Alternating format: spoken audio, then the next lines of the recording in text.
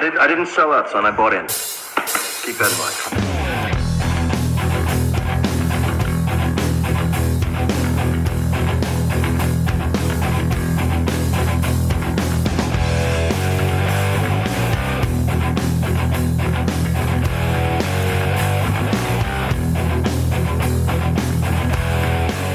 Welcome to the Independent Characters, episode 260.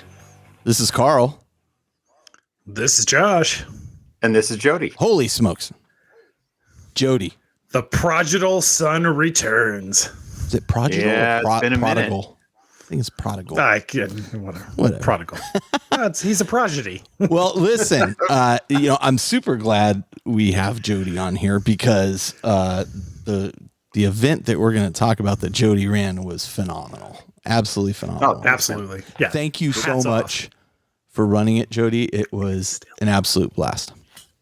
It was my pleasure. I'm so glad to hear that you and it seems like everybody else had a pretty good time. It was a treat to get the game back on the table. Yeah. Okay, so absolutely. What we're alluding to, and if you haven't seen the title of the show, we are going to be talking about Mordheim, which is a game I have wanted to play for a long time.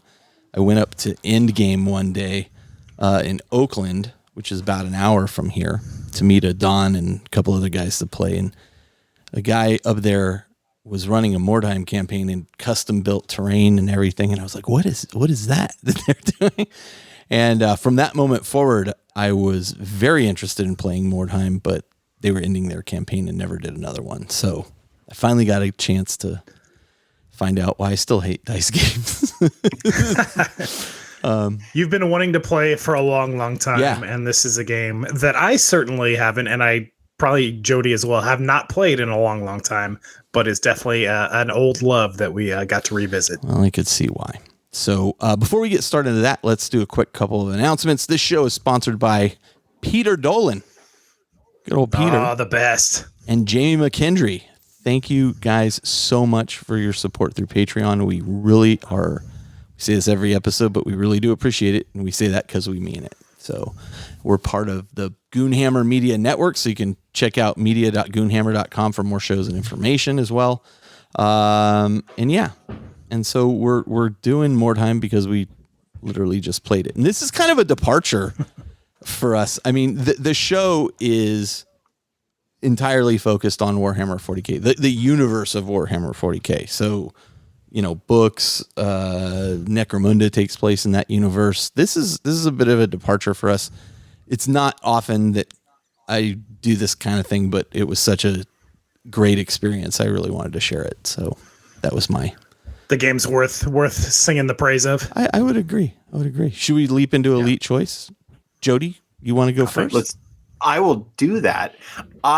In keeping with my, perhaps for those who know, departure from 40K, had to find something also in keeping with Mordheim's spirit of old. I went with the Fat Lamecaster, who cares what edition it is they declared, and threw up a lovely 3rd, 5th edition-ish looking Space Marine Blood Angel Dreadnought. And the it is Dreadnought.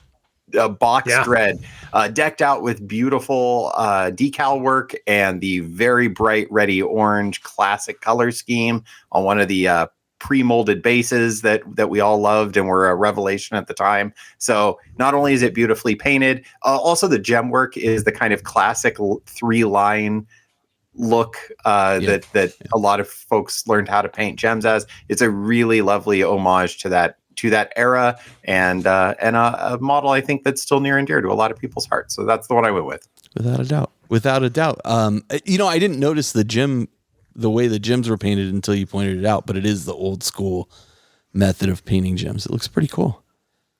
Yeah, very that cool. Blood gem front and center in the sarcophagus there. Really nice. Very nice. Old school model with an old school paint job. It's all like I was leaning towards Mordheim. Really clean decals too. Yeah, they are. Yeah, they are. I would have picked yours though, Carl. We'll come back to that. Let's go to Josh's first. Yeah, so in honor of our Show of Force World Eaters last episode with Brian, I had to pick Mordheim's World Eater Lord on Juggernaut. Yep. And this is a fantastic, Corn Lord on Juggernaut, World Eater champion, big chain axe, little bit of blood effects on there, really nice red. The attention to detail. And the use of blood it's an additive use of blood, and it's not too far. Blood can definitely be a less is more effect here. And even with going full for Cornate there, there's some really nice, just like kind of puddles on the ground. But it makes sense, like where it's dripping off of the Juggernauts. They have that kind of crest blade on their going down their face. Some nice blood effect on there. Good texture in the blood. Chain axe, of course, you got to have some blood and gore in a chain axe. And then really, really nice, clean model. I love the transition. It's kind of an orangey red with some nice brighter orange highlights. And the brass is just it's stunning. So in honor of last episode, this was definitely the call out for me. I generally don't like orangey reds. Like I like a deep dark red, but this works for this model. Like it really does. Yeah. And it allows the blood to kind of pop a bit more against, like if you had a very dark red, the blood wouldn't quite pop as much, but it's good. I'm always nervous about putting blood on models for sure. It gives, this offers a little bit more contrast with the brass and also the blood red, to your point there. Yeah. Yeah. And then of course the nice green plasma pistol, which color theory there, a little red, orange and green. It really pops. So it's nicely executed. Yeah. I'm a big fan of the green plasma stuff. I have that all over my Black Legion as well. And then Jody, to your point, I picked, is it DMC Kroger's or is it D Mick Kroger's? It's DMCK Rogers. Or is it DMCK Rogers? Either way, however you pronounce it, he has converted Chaos Bikers from the new Space Marine bikes. And I got to tell you, I've been selling off a bunch of models that I still have in boxes and stuff. And one of those sets is I have 5 Chaos Bikers, and it's the old Chaos Biker kit. And then I see this and I go, oh, I see why people aren't buying them. Number one, I've never been a fan of the Chaos Bikers, period, or the original Space Marine Bikers, but these look really cool. Really cool. And not only, I don't know if it's intentional, but the homage to Doom Rider, who is a legendarily comedically bad model. I'm pretty sure it's intentional. Yeah. And these are not. These look awesome. These are what Slaaneshi bike riders ought to look alike. And wow, like there's one of them in particular that just gives a little nudge to that look, and it is absolutely without a doubt a joy. Without a doubt. These are fantastic looking. And honestly, it made me go, oh, maybe I should get my hands on some bike kits. And the worst part is I just sold a bunch of them to AJ when I sold him a bunch of Marine stuff. Cause I'm like, I'm never going to do Marines again. And here we are. Damn it. Why did I sell those? So, what could have been? But you know what's cool is how seeing what somebody else does can like inspire you to say, oh, that's a great idea. I want to mimic that. Aaron right now is doing like a conversion on a Leagues of Votan vehicle into like a walker. And man, I really appreciate that. Some people can be super creative and make really, really cool stuff that you then want to emulate. This would not be the first time I emulated something like this based on what others had done. So fantastic work. It's funny. DMCK It's been so Rogers. long since it's been so long since I've seen Chaos Bikers, like anybody fielding them at all. It's like I actually don't remember what the stock models look like, but these look fantastic. Oh, I'll have to look them up. I'll show. Not good. They're dated. Yeah. They're just dated, right? Like you see this and you go, oh, I see how they can do so much better now. So great stuff. Great stuff. Okay, why don't we go ahead, just go right into hobby progress, workbench, games played, that kind of stuff. We'll knock all that out, and then we'll get into, after a break, we'll get into the Mordheim discussion. But Jody, you want to go first? Yeah, sure. So all of my progress is, at least as it pertains to this show, is entirely centered around Mordheim. So I got a second set of the original Warcry box of terrain. There's some like caged in kind of ruins. And I had one set painted up. I got a second set painted up because I knew I wanted to use them for a table along with some other drop terrain I had. Josh 3D printed up a beautiful set of ruined buildings, very Mordheim kind of classic damaged farmhouses and taverns. So I did a mass production painting on those so that we'd have them for the event. And that was maximum turn and burn. Huge thanks for that. Hey, it was stoked to have a very thematically appropriate table, and ended up with two. I painted, for no reason, actually, an undead warband that Josh made great use of, and I'm glad got to hit the table. I say for no reason because I actually already owned an undead warband from the OG stuff back in the day. But much like you were saying, Carl, of like you see somebody else's model and you get inspired. Well, I had these...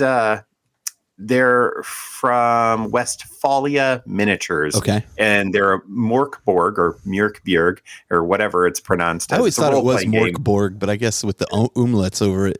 it's Mjörkbjörg. There you go. Think Swedish chef and you're close. And there were these and there were these three weirdos that I thought would make great dregs. And then they're perfect for that. These weird Bones models from a Bones Kickstarter. And before I knew it, I had an undead warband that I had painted up and some other odds and ends. So it was also something I wanted to do to kind of show a warband that was totally thematically appropriate and not confusing for Mordheim, but was not GW models at all, which is maybe something we'll talk about later, that where Mordheim stands in its current state. Wasn't the vampire a GW model? Nope. Ooh, There's a Reaper model. Yeah. Ooh. And I mean, they all were the right vibe, was the thinking. So they made the cut. I printed up, or I didn't print up, also from the Westphalia Morkborg set. I had this very strange priestly fellow and painted him up as Brother Wiseman, who featured heavily in our Weekender. Right. And then lastly, we'll talk about him later. More about him. And then if you've seen any pictures of the event, you probably saw a picture. I painted a centerpiece. It's a model I've had for a really long time from Mearse Miniatures. It is the Blood Maw of Vor, and it was just called The Beast. And it was featured in our climactic group game at the end, and is a lovely, lovely model, as are many of the Mearse Miniatures, and got that one painted up. And that's been in my backlog for years, and I was just so stoked to have a excuse to get it built and painted in the weeks building up. So that was relevant to this show is all the stuff I've been working on. Oh, and there was some writing. I did write a special scenario, and I wrote some narrative pages, journal pages to be found. So some of the additional things that go into running an event, some of those were definitely workbench hobby progress that had which you done. Also, it should be said, stained all the pages with coffee to make them look old parchment-y and that kind of stuff. So it was impressive. It was more than I expected. So that's always awesome. Josh, what have you been working on? Yeah. So similarly, most of my hobby progress was prepping for this weekend event. I painted a pile of Wyrdstone tokens. There's a couple of missions in Mordheim where there's kind of a random number of Wyrdstone tokens on the board that players are trying to collect and grab and take back to their table edges. Wyrdstone is how you get paid in the game, as we'll dive into probably a little bit more here in a bit. But I had a cool 3D file, which is kind of like this Wyrdstone crystal thing breaking out of some cobblestone. So printed and painted a bunch of those guys up. And then also some of the STL kits that I picked up had some pretty neat like blasted trees. They're like dead trees that have like broken in half as kind of the city is dying. Or it's, you know, it's representative of a meteorite that hit a tree, snapped it in half, things like that. So I printed up a handful of these trees, got them painted as well. And then a couple of craters, including one of the craters that has this big old like chunk of kind of Wyrdstone meteor that has blasted in there. And it's all cobblestone that is revealing the dirt below of something's clearly been blasted into it. So that was kind of event prep. And then as hard as I tried, I just ran out of time with all the work and travel stuff that I've had going on to finish my warband. Back in original days of Mordheim, I played Skaven originally, and then in a second campaign, I did play Undead. So I actually have a few of those models lying around. Plus, with all my vampire count stuff, I was like, oh, I could string together an Undead warband if I had to, except I don't have zombies. I do dry undead for my vampire accounts, so I don't have lots of skeletons. So anyways, I was running out of bandwidth for getting my witch hunters painted because I wanted to do something different that I had not done before. And in the attempt to there, I got so close. I've got all my henchmen and my dogs and my Priestess Sigmar painted up, but the witch hunters themselves have some details left to go. So very close, and they'll definitely be ready for the next session of Mordheim whenever that comes, whether it's a pickup game or another weekend like this. But made great progress, just couldn't quite get him across the finish line. So thankfully, Jody had a fallback warband for me to borrow for the event, which was a blast. Okay, so we have been planning this for quite some time. So I think I'd mentioned in previous episodes that I was 3D printing up a bunch of terrain. I had borrowed Aaron's 3D printers, Prusa, which he has the same one I do, and so I basically was running two printers around the clock printing up this Mordheim terrain. All that was done, and then finally I started painting a bunch of it. So I painted up a lot. Shell helped out with some of it. It's a lot of work to paint up all that stuff, and especially because I was like rushing. There are details and things I didn't quite get done, but it was good enough, I think, for the day, and it looked good on camera, so we got away with it. But I painted up probably 4 to 5 buildings, large buildings, and then I have one that I haven't finished painting, and then I have a bunch of ladders and walkways and stuff I still have assembled but not painted. So got all that done. I'd been sitting on painting one more final Skaven model, which was my assassin that I had ordered. And I finished painting him up, I think the night before. Actually, I think it was the morning. No, it was the night before of the first day. So the night before Saturday. So Friday night, I finished painting him up.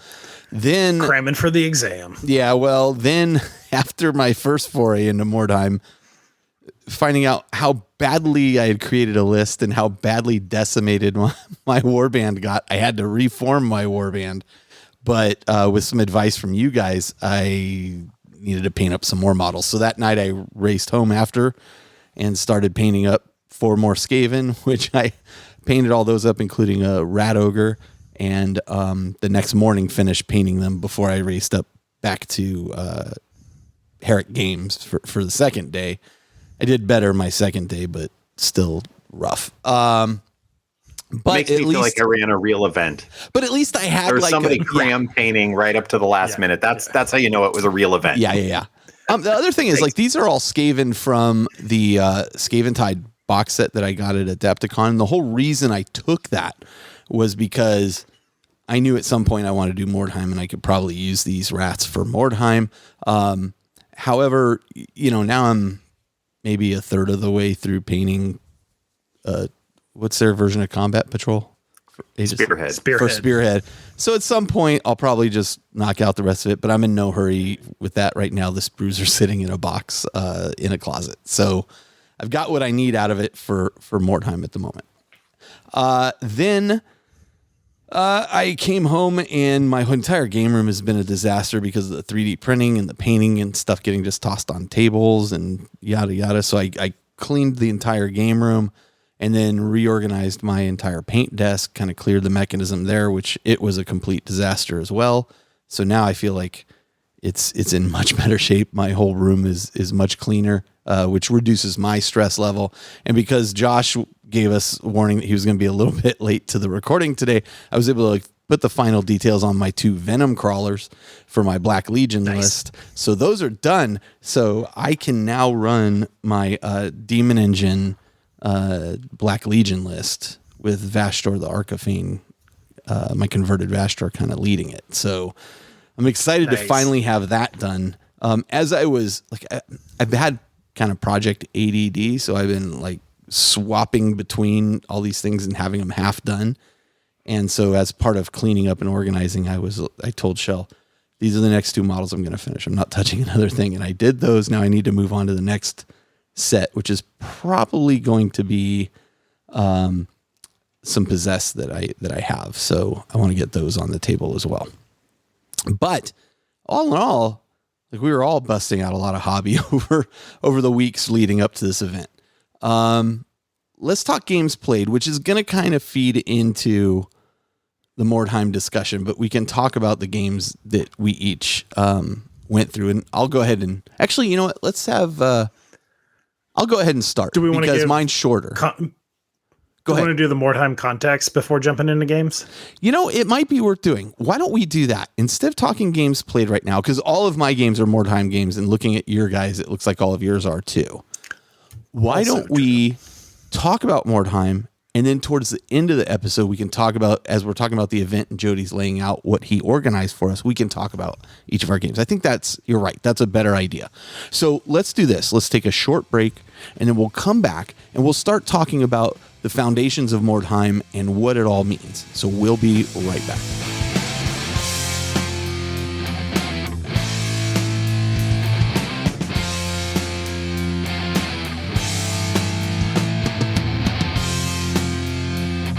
All right, we're back, and we're going to talk about Mordheim now. And effectively, what we're going to do this section is we're going to talk about what I titled the foundations of Mordheim, kind of what the game is, how it came out, a little bit about the lore around it, and then kind of where it sits now. And then in the second part of this coverage, we'll talk more about the event that Jody ran and how you went about setting it up and running it, and what all the impetus for what you did was. And then we'll talk games played because that'll be there. Yeah.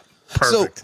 So the release history of Mordheim, which takes place in the old world setting, it is a narrative-driven, campaign-focused game where small warbands, so typically 5 to 15, I think at max you can have 20 for Skaven, they battle in the ruined city of Mordheim, known as the City of the Damned.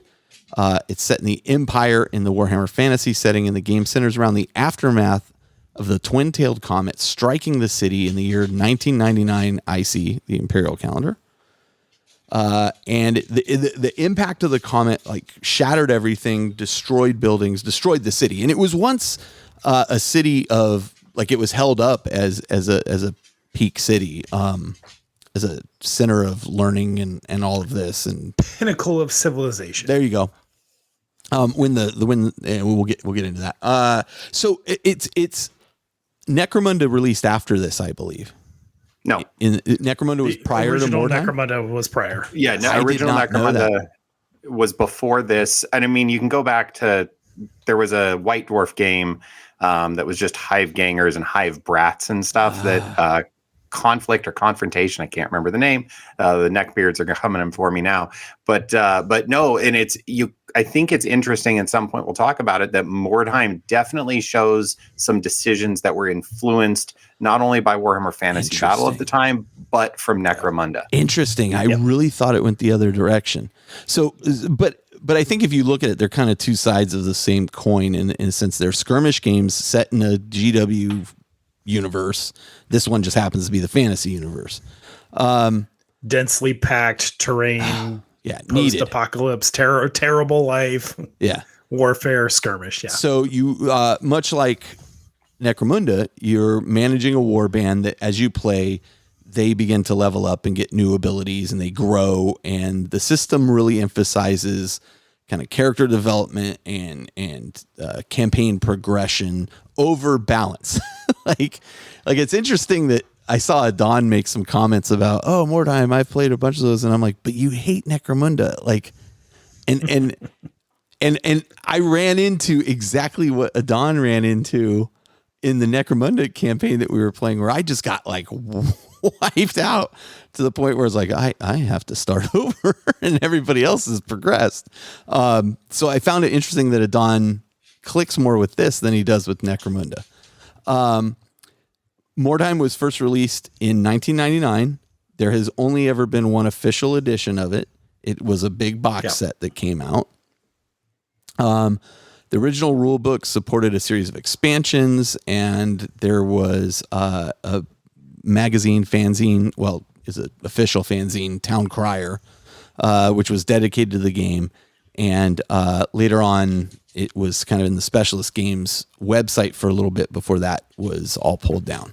So there's no new official editions that were ever published. The game, though, however, has been supported by the community, where you can find stuff at broheim.net, I believe, and we'll put links to all that information in the show notes. And then the other thing to throw out there is that there has been a digital video game adaptation called Mordheim City of the Damned. It released in 2015 by a company called Rogue Factor.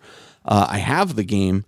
It's very difficult to I've struggled to move my guys around multiple times on this game. So I don't know that I can highly recommend it, but graphically phenomenal. Like phenomenal. Just I have a difficult time playing it.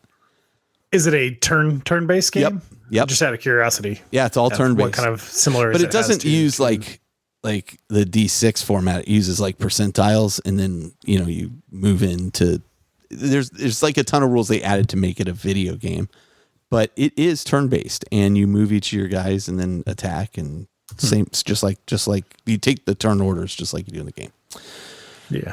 So broheim.net is where you can find a ton of resources, including fan-made revisions and rule sets.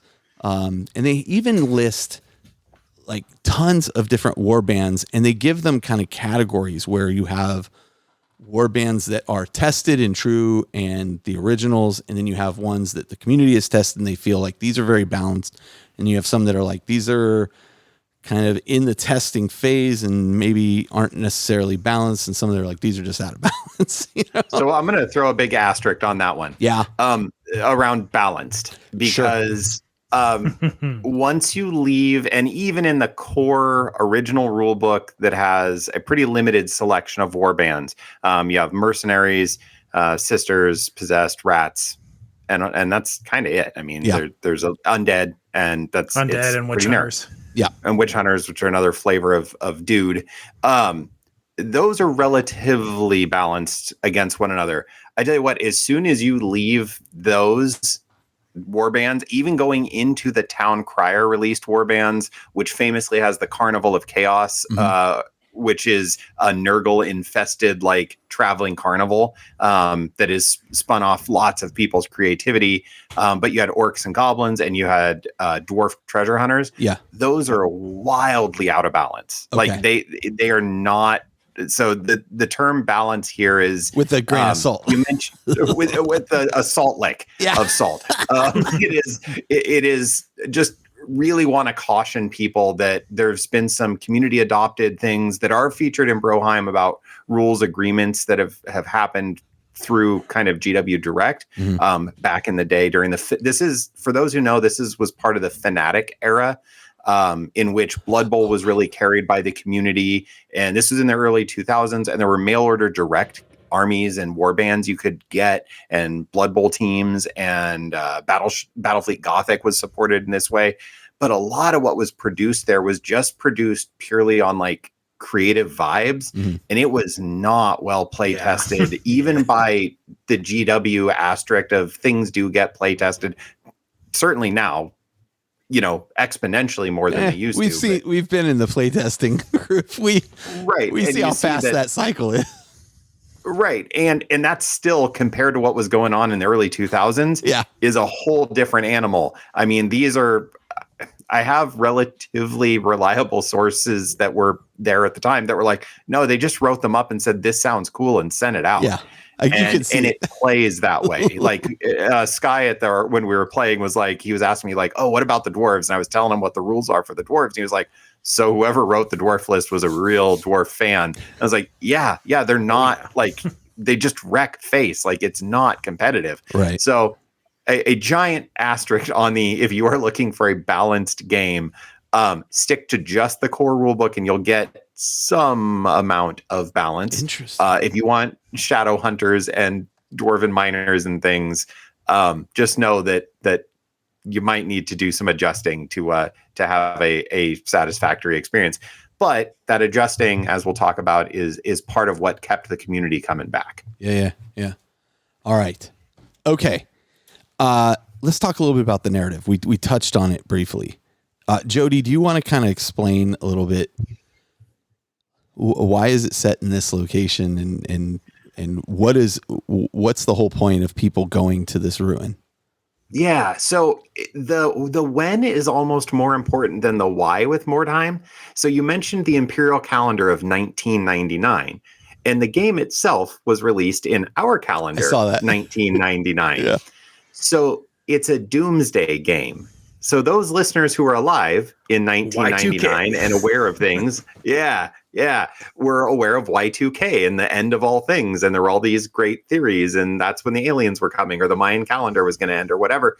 So it is a game specifically playing with that kind of zeitgeist and that vibe of the moment. So Ostermark is this region, and there was the city of Mordheim that was, viewed as this pinnacle of success. And much like the Eldar that we know in 1140K, or Eldari, excuse me, showing my age, they're at the height of civilization and the height of culture and also the height of debauchery.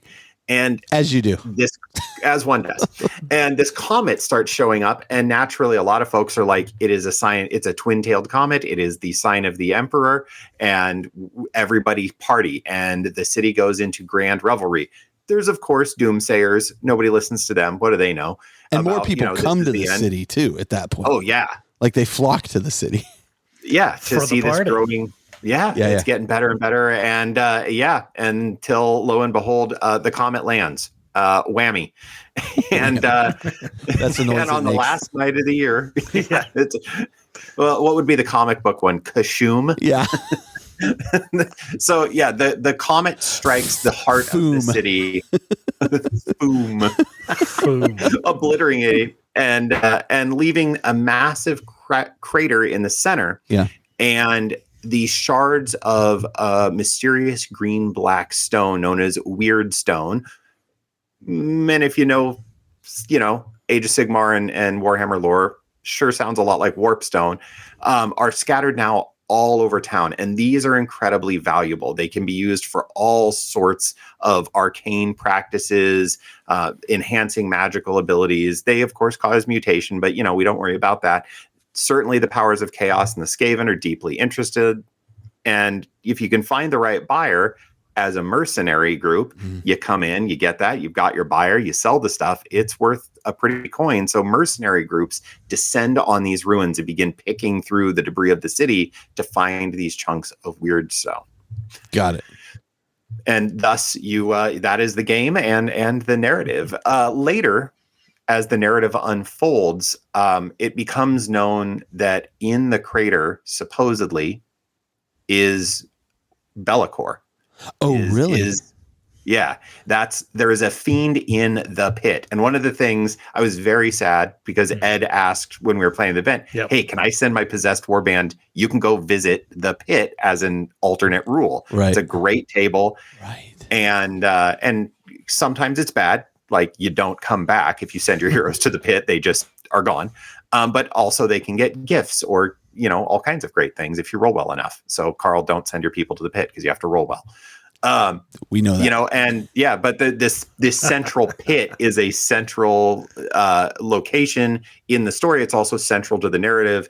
And eventually through the years, it's kind of been sussed out that, it is Be'lakor that landed there for his own reasoning or its own reasoning. And they lay waste and hilarity ensues, and good times are had by all. So that explains why, the city is not just ruined by the striking of this comet, but it's also now full of corruption and madness and law and order Fish. kind of collapsed. And so there's a lot of fish imagery. Is there? Yeah, there is. Yeah. It's in the original art, which is not enough good things can be said about the very John Blanche inspired and other artists who worked on this. It is a just crazy collection of art, and for some reason fish feature very heavily. Perhaps that it is located on the River Ster in the old world, but it is there's fish and the rats and madness and mutation for all these bands that would go in. And the story is also this, that the warbands go in during the day to get out what they can, and then they leave at night to go camp. And there is this pop-up city that is outside of Mordheim, and then you press in it during the day, and then you leave at night. Because to stay in the city at night would be to invite insanity. And except for a couple of the groups we didn't mention, kind of unique to its time in the narrative, are the Sisters of Sigmar, who are priestesses, a holy order of sisters, who have a cathedral that maintained and was still intact in the outskirts of the city. But they stay there. And so their war bands come and go from those, their priestly towers to defend the city. And they are trying to get Wyrdstone, not to sell it, but to recover it for their own safety. And then you get the witch hunters, who are obviously there to hunt the chaos forces, and the Skaven are coming up from underground. And that kind of sets our players, and the undead are there because you have to. They're there because there's actually a lot of little things in the game that are there because they have to be, not because it was narratively satisfying. And the designer Thomas Biernan, who is now famous for Trench Crusade of modern time, he's been pretty forthcoming in the interim as Mordheim's kind of fallen into lore and community about some of the things that exist exclusively because tie into GW and Warhammer Fantasy Battle at the time. And but that's getting away from just the history of the But thing, that's an interesting point, and I think it does make sense too from Games Workshop's perspective. They're like, well, we sell these skeletons or these zombies, we should maybe make those available too. I can see the thinking behind it, and it does, in my mind, it does fit a bit with the city. And to the point of, after this, I came home and I was like, okay, so how do I make an undead warband? Because I was very interested in what else I could do within the. I think the other thing is, they released that game Curse City a while back. I painted up everything for that game. Aaron and myself and Shell have played it a couple times. But what's interesting there is you have a city that is controlled by a vampire and all his forces. And so your guys go in during the day, do their missions, and then try to get out before night comes, because that's when the vampire, is active and stuff. So it does kind of follow. You can see the inspiration there for that game from Mordheim. So, in regards to rules, I don't want to do like a deep dive into the rules of Mordheim, because I think it's almost pointless, in the sense that if you've played any Games Workshop games, especially over the last,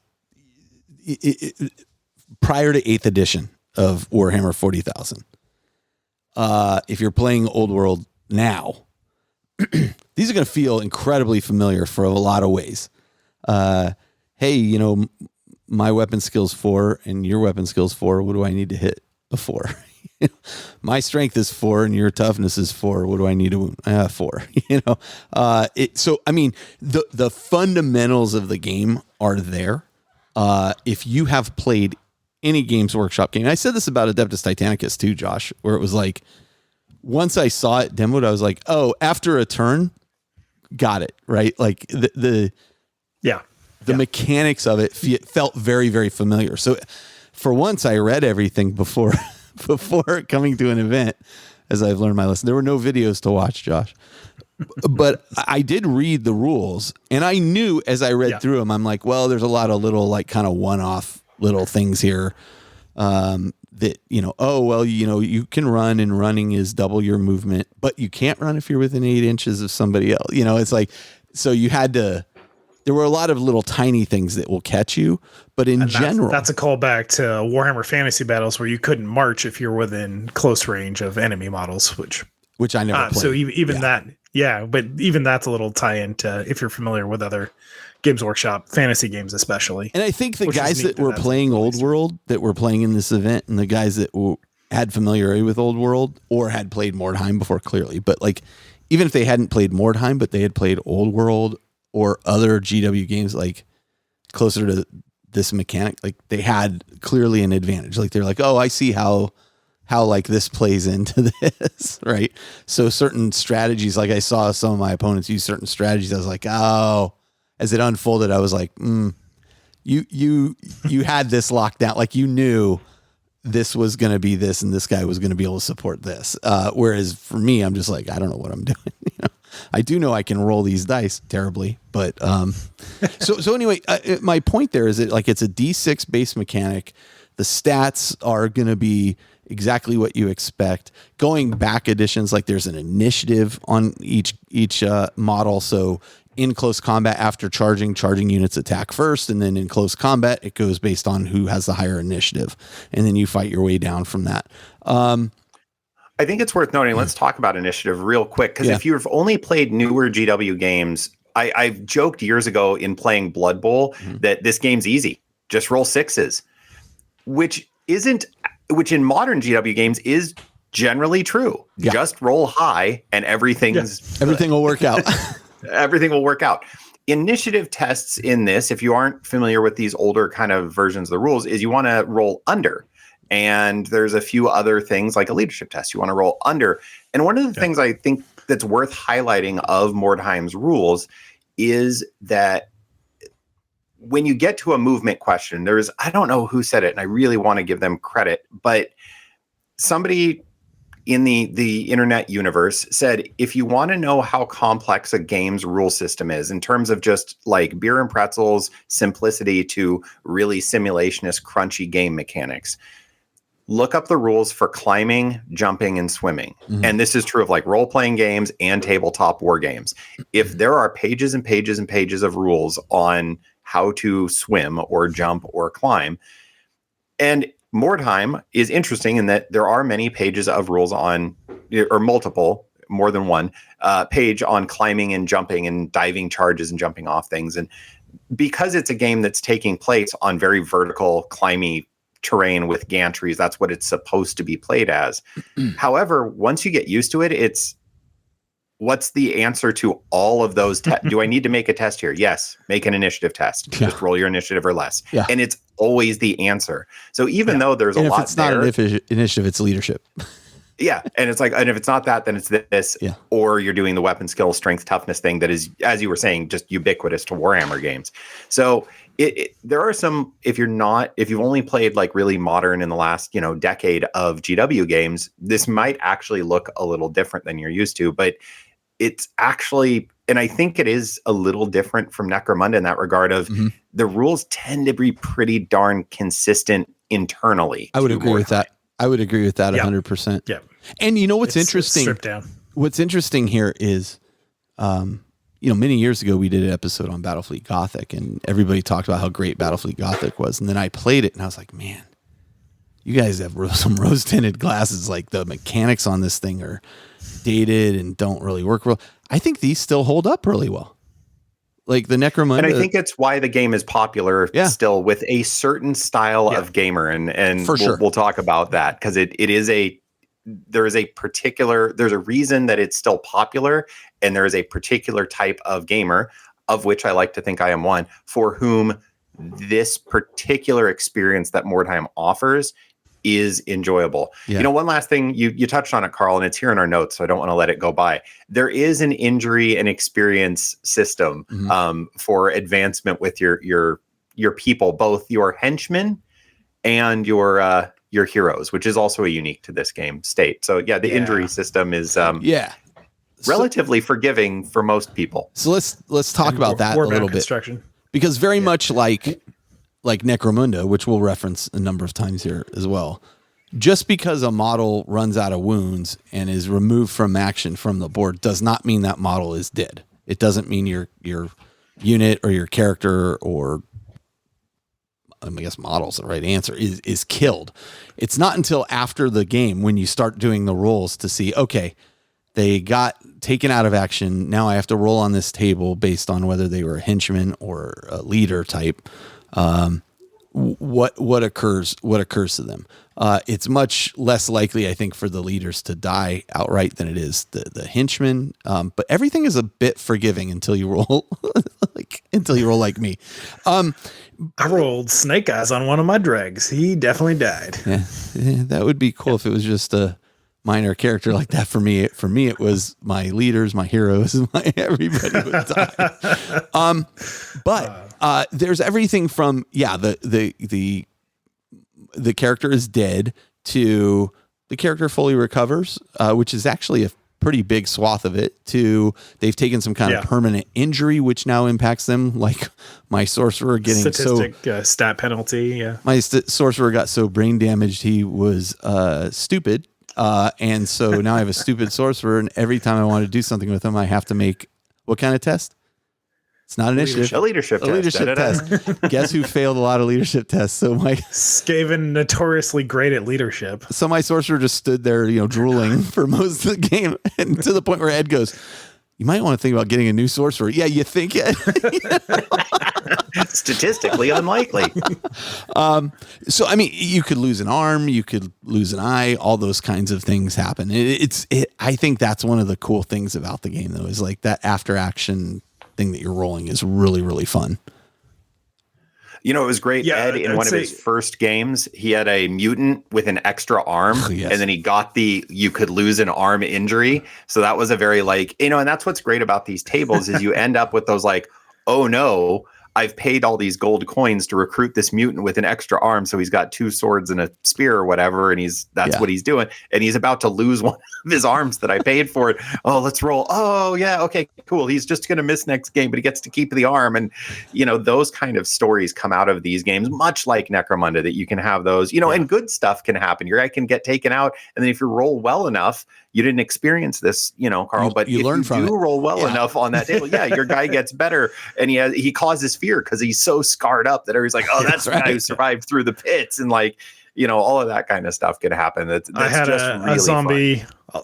I had a zombie that ate one of Sky's heroes, or one of his henchmen, who later became a hero. But he ended up becoming fearsome because he survived. And then I played Sky a second time, which we'll get into in games played.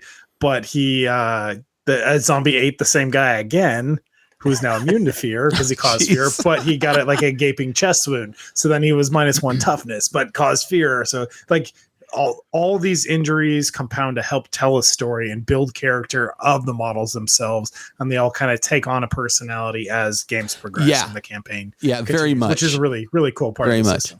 I would say for me, the learning lessons I had from the games I played was in 40K, it's pretty much, move forward, attack. You want to get into the fight right away. In this game, you don't necessarily want to get in the fight. In fact, sometimes it's better just, to bail out on the fight and not even, or throw your low cost henchmen into the fight just enough so that you can then bottle out and run away from the fight so that your heroes gain experience, but don't necessarily get involved in getting injured. That was a lesson sorely learned by myself. So you mentioned their heroes and henchmen, and we've mentioned them, but we haven't talked about that in terms of how you make a warband in Mordheim. And this is unique to just Mordheim. Before we do that. Yeah. Cause there's a really cool feature in there that I want to talk about. But before we do that, I also want to talk about, I have a note here with alternating activations as a question mark. A lot of modern games now have an alternating activation system where I'll move one model and then you move a model. And there's various ways that these things get activated, either through rolls or drawing a token out of a bag, or there's any number of ways that those things can happen. This game is pretty much standard Games Workshop fare. I'm going to move all my models. I'm going to charge with some of those models. I'm going to shoot, and then I'm going to fight, and then you're going to fight back. So there's not a lot of alternating activation field, but the game does go very quickly. Like I had some games last 20, 25 minutes and I was done, you know? I mean, yes, it helps when you lose all your guys. Yeah. Low model count game, pretty simple mechanics realistically. And then, some of the missions you were definitely not overly rewarded for sticking around in. So you can still get paid and run away to survive. So games can end pretty quickly. Yeah. So there's, as I realized, there is a strategy to how that is all done that I was oblivious to at the start of the games. And it only took me 3 games to go, oh, okay, I see what, like if we did this whole weekend over again, I would approach it very differently. So Jody, let's go back to your point about warbands and how heroes and henchmen work. Yeah, so when you build your warband, you're going to take a number of heroes. Most warbands can have up to 5 heroes, and they're bespoke. So you've got a leader, and you're going to take a leader, and then you'll have a few other types of heroes to pick from. And you have a budget of 500 gold crowns to start gold pieces to build your warband from. Now, the heroes will advance, and if you know Necromunda, this is pretty similar to how Necromunda gangers advance. They gain experience points and they level up, and there's some tables they roll on and you see what happens to them. Now, where Mordheim is different is within your warband, you have these little henchmen groups, which I always think of them as like hired mercenaries. They're fighting for or alongside your heroes. So if you take the default human group that comes in 3 flavors, you have, they're just referred to in general as mercenaries. And you have a captain, you have 2 heroes, champions, and then you have 2 young bloods. And the young bloods are like young apprentices that they're squires, but they're part almost. of like yeah. And they're part of the core faction. So you could be from Reichland, and those heroes are the Reichlanders, or they're from Mordheim, which is kind of the Norse feeling one.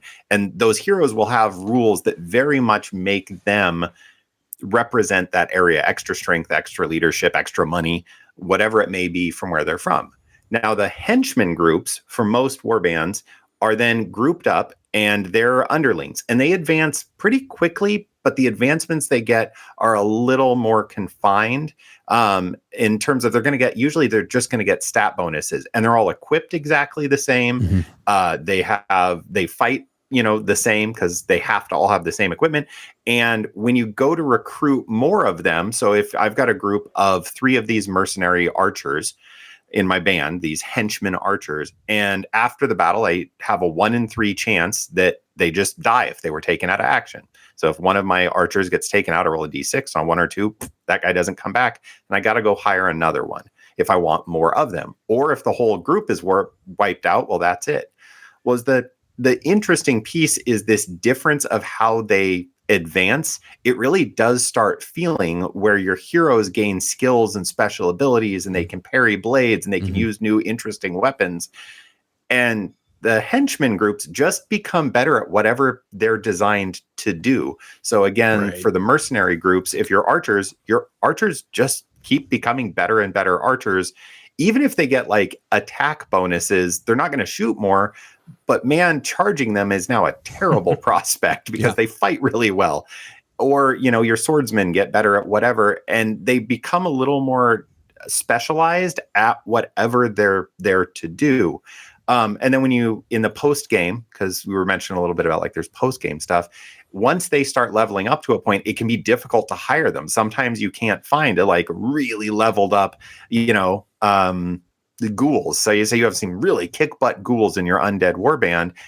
It's hard to go find ghouls that have, eaten enough flesh that they have extra wounds and extra toughness and extra attacks. And so it becomes this interesting internal kind of balancing mechanic. But that henchman idea, I really, really like. And it also makes the cognitive load when you're playing the game drop. Because not every guy has a laundry list of special skills 100%. You need to keep track of. 100%. That some of the guys are just, it's just a swordsman. It's just just a zombie. And I laugh because zombies never get better. They're just zombies forever because they're zombies. They don't have, they're brain dead. Like they're not going to get better. They don't gain experience.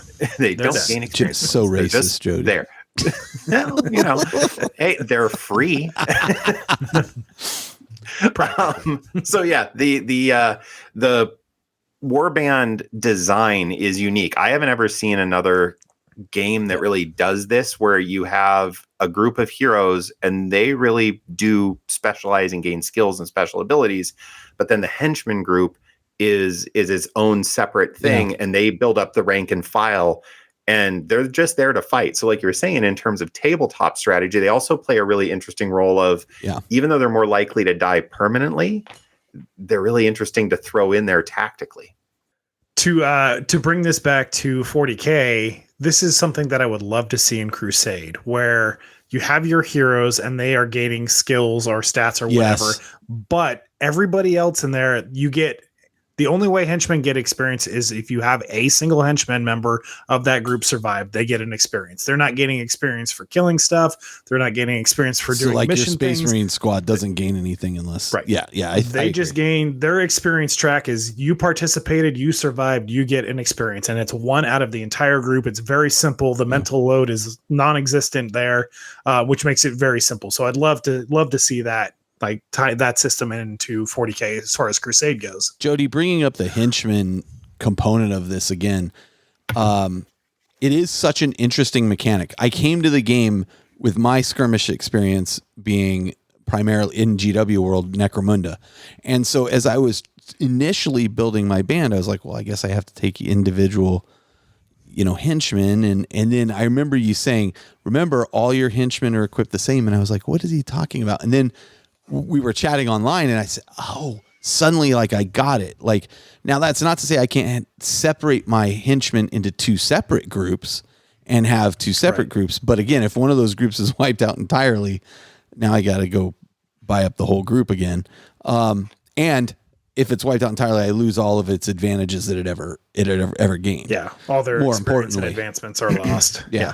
Right, which is the risk of running a really small group. So one of the kind of debates is like, well, I can game the system a little bit of, say right off the bat, I'm capped at having a total of 5 archers.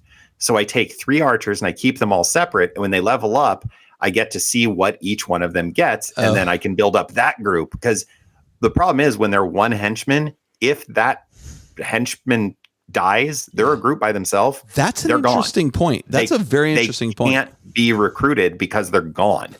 And so you can't add to them. So you're talking about initially, at the start of a campaign, rather than take a group of 3 henchmen, you take 3 groups of 1 henchman, see which one, if they survive, which one gets the better roll, and then go, okay, now I'm going to continue to invest in that guy's group. And then the other guys could just become sacrificial guys in your next game. In my own bad dice rolling experiences, I always take 2. Yeah. No, I'm taking 2 of these guys. But it's this I'm not willing to risk the one. It's this kind of strategy, which is a legitimate strategy in this game. Like you said, it's gaming the system. And sure, I mean, from a role-playing perspective, it is a bit, but the fact of the matter is, one of the big lessons I took away, especially by day 3, was if you're going to lose a guy, lose a henchman. Don't lose your heroes. Like the struggle there is like your heroes tend to be much better in combat, but man, almost every time you get into a fight, you want to have like multiple guys on one guy, as opposed to, especially a Skaven. But like, everybody's pretty fragile. Yeah. And initially too, I did the classic mistake, which I did when I was first playing Warhammer 40K, which was, and this is when you would buy individual equipment for Warhammer 40K units. Oh yeah, well I'll load them up with armor and weapons, and it turns out, what are you doing? Like, you're much better off spending that money on more guys than spending it on armor and equipment, and keep those guys that you need safe kind of hidden in the back a little bit initially until you get experience to level them up. Then spend some money on armor. I think it's worth calling out a couple of Necromunda similarities here, because I think more people are going to have Necromunda familiarity that are listening to this. But first one being, when shooting, you have to shoot the closest target, much like Necromunda, unless you have elevation, which is pretty cool. If you have a guy who's got in elevation, he's higher up in a building, he's on a platform, something like that, they can see over that closest threat and are able to target models further on, so they can choose their choice targets. The other thing I think was worth calling out is that when you are reduced to 0 wounds, going back to the injury roll, you don't just die. You're not removed from the table. So it's very similar to Necromunda, where you are knocked down, you're stunned, or you're taken out of action. So there is a chance for you to recover. There's a chance for you to crawl away. There's a chance for a friend to come in and support you. And there's a chance for the opponent there to just finish you off. He could just coup de grace you, Necromunda's turn, but works very similarly in Mordheim. And the one other thing I wanted to call it, just because it's such a fun mechanic that Necromunda also shares, is if you are knocked down by shooting, attack, whatever, and you're within an inch of a ledge, you take an initiative test. And if you fail that, you fall down. And I love games that bring that little element in there. So just to help sell the fun to the listeners here, if you like those kind of features in Necromunda, they are also here in Mordheim, and you will love them here all the same. Yeah. In one thing in that, and I think it's a dumb accident, really, but Mordheim has it lucked into, I think, a very modern design principle, which is avoidance of a negative state of gaming.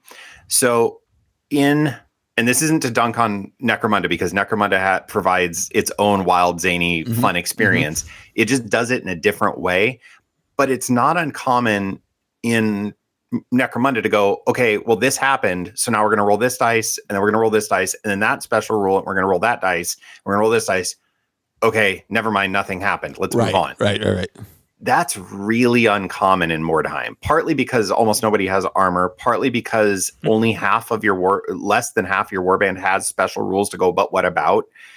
And most of those rolls that block things tend to be at the front end of the sequence, not late in a sequence. It's true. So it's interesting that you avoid the negative state of like, I rolled a die and now the die is telling me nothing happens. Right. But that die roll was at the end of a chain. Yeah. And I don't know if that's an intentional result of like seeing some of the other games of the time, because I mean, arguably an armor save does just that, right? I've rolled the hit, I've rolled the wound, and now we cancel all of the things we've already determined, and we are in a negative state of game. Like we have played game to resolve to nothing.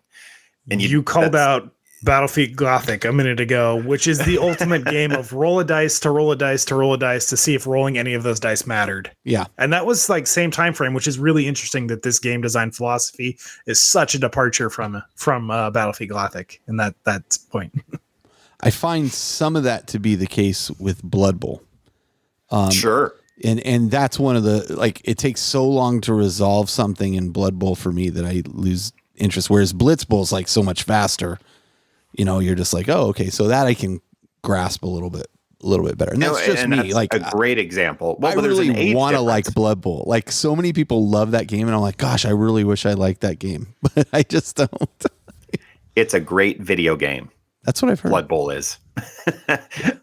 Yeah, but I mean, look at the age difference there, right? Like OG Blood Bowl came out in the early 80s. Yeah. Whereas Blitz Bowl is, I mean, what, 5-6 years old now? I ought to know that, but I don't. But it was James Hewitt literally going, so what if we modernized and used modern game theory to write this new game? And I mean, that's why I say Mordheim, I think, lucked into it a little bit. I think there is clearly Thomas Perrin, the designer, you know, he has a minimalist game mindset. Like he wants a smaller rule set, but it is just interesting. And, you know, there's not the tech wildness that is, you know, that we don't have 16 types of grenades. And I think like everybody who plays Necromunda, I want there to be 16 kinds of grenades because it's tech weirdness, and that's what I'm here for. So I think there's some theme working for it, but it is interesting in all of that the mechanically so often it's make an initiative test, make a leadership test, or just roll high. Yeah. Like it was interesting how often in the final game we would just like, I could see people doing it going like, oh, I don't know what I need here. Well, let me roll a die. Okay, it's a 2. It doesn't matter. That's not going to matter. Yeah. It's not going to matter. Okay. And you could just move on. You're like, I don't know what I ever needed. I know it wasn't a 1. So let's just keep going. And it's usually a 3, 4, or 5. And then you're like, oh, I rolled a 4. Wait, now what are we your have numbers? to actually look. Now we got to look. Yeah. You know, and it's the other thing I found to the streamline. Yeah, the other thing I found was playing my opponent. Like I quickly learned, like we knew these guys are going to need 4s, those guys are going to need 5s. You know, it was you just there were so few models you were able to quickly kind of grasp exactly what you needed to do. And there was a point you brought, and I completely lost my train of thought here. Oh, I know what it was, which was, boy, I feel like in this game you are playing without a net. And what I mean by that, not that some guys can actually get nets, but that's not what I mean. Skaven get nets. Right. What I'm saying is there is like nothing that gives you a reroll. Like almost nothing. So you go to attack and you're like, oh, I need a 4. Here's a 3. Yeah, that's it. You're done. It's like there's no like, oh, but I'll, play this card or I'll do, nope. That's it. You're done. Move on to the next guy. There are a few skills that heroes can get, but they are also rare. But they are rare. Between. And then I would say the only exception is, certain weapons and shields or combinations thereof allow you to say, okay, well, you hit, but if I roll higher than your hit, I can now block that. But again, to your point, Jody, it happens in the chain like naturally. You don't feel like, oh, I did a bunch of work and then I got this because it's a hit. Well, I didn't block it. Okay, now roll your wound. Okay, And it may just be that armor is really armor is very expensive. There are some play groups like you mentioned, the community has really adopted this game and it's kept its life, and it's been having the last 5 years or so. It's really been having a moment, and some people really, promoting it. Again, there's some very specific reasons I think that is, but armor, some groups like to cut the cost of armor way down. And it's a thing I'm like, I don't know if I would want to do that. I'd be happy to try it. Sure. Why not? I think it's dragging your game out a bit more. Right. But I'm like, because the armor saves just create a negative space, right? That's true. We've rolled down a chain to go, oops, no, at the end. And like, is that getting us to the end resolution we want? And that henchman counter charge, have a hero behind a henchman. I was talking to Cliff, who played Reichlanders, who their henchmen are actually better. Their archers are outstanding. Yeah, he did really good at the last mission. Yeah. And that's what you're supposed to do with the Reichlanders. But it's a weird problem because their archers start sniping people out, and heroes gain a point for taking somebody out of action, whereas henchmen don't. And you can run into an issue where you're like, my heroes start lagging behind other people's heroes because my henchmen are so good. So it's even weird when you have really good henchmen. They're like, now they're kind of a problem. And it's a fun game that's not hard to figure out. Yeah. I'm not having to spend a ton of time. You can get in the weeds and really, hope for custom builds and things, but that's, you got to send them out into the ruins to see if they can find cool gear and all that good stuff too. So, all right, well, let's do this. Let's take a break. We'll come back. Then let's talk about how the campaign works in the system, and we'll weave that into the campaign we just ran. Well, you ran over the weekend that we all participated in. So we'll be right back. Sorry I'm late, guys. I just finished a tank weathering class with Justin from Hey, Travis, that's great. But Blake and I came up with the greatest event ever. Really? I'm all ears. All right, tell him, Ed. But start with the best part. Okay, it's a 40K GT, and the best part is it takes place on the beach. But I know what you're going to say. How can you enjoy the beach when you're playing all day long? Here's the best part. It's only 2 leisurely 3.5-hour matches per day. Yes, but let me stop you right there, Travis. The best part is this is an all-inclusive 4-day, 3-night retreat with lodging and 10 meals included for only $400. I know, because I haven't got to the best part yet, Travis. The best part is it's in Hawaii. Guys, that's great, but it's already being done. Really? Yes. War on the Shore is a GT that takes place from January 8th to the 11th in beautiful Honolulu, Hawaii, and it incorporates everything you've already said. But you want to know what the best part is? What? It's for charity. For more information, head to tablewarcharities.org/events and aloha. All right, we're back. We're still talking about Mordheim, City of the Damned, not the video game. But now let's talk about the campaign, Jody, because I think the strength of this game, much like Necromunda, relies on its campaign system.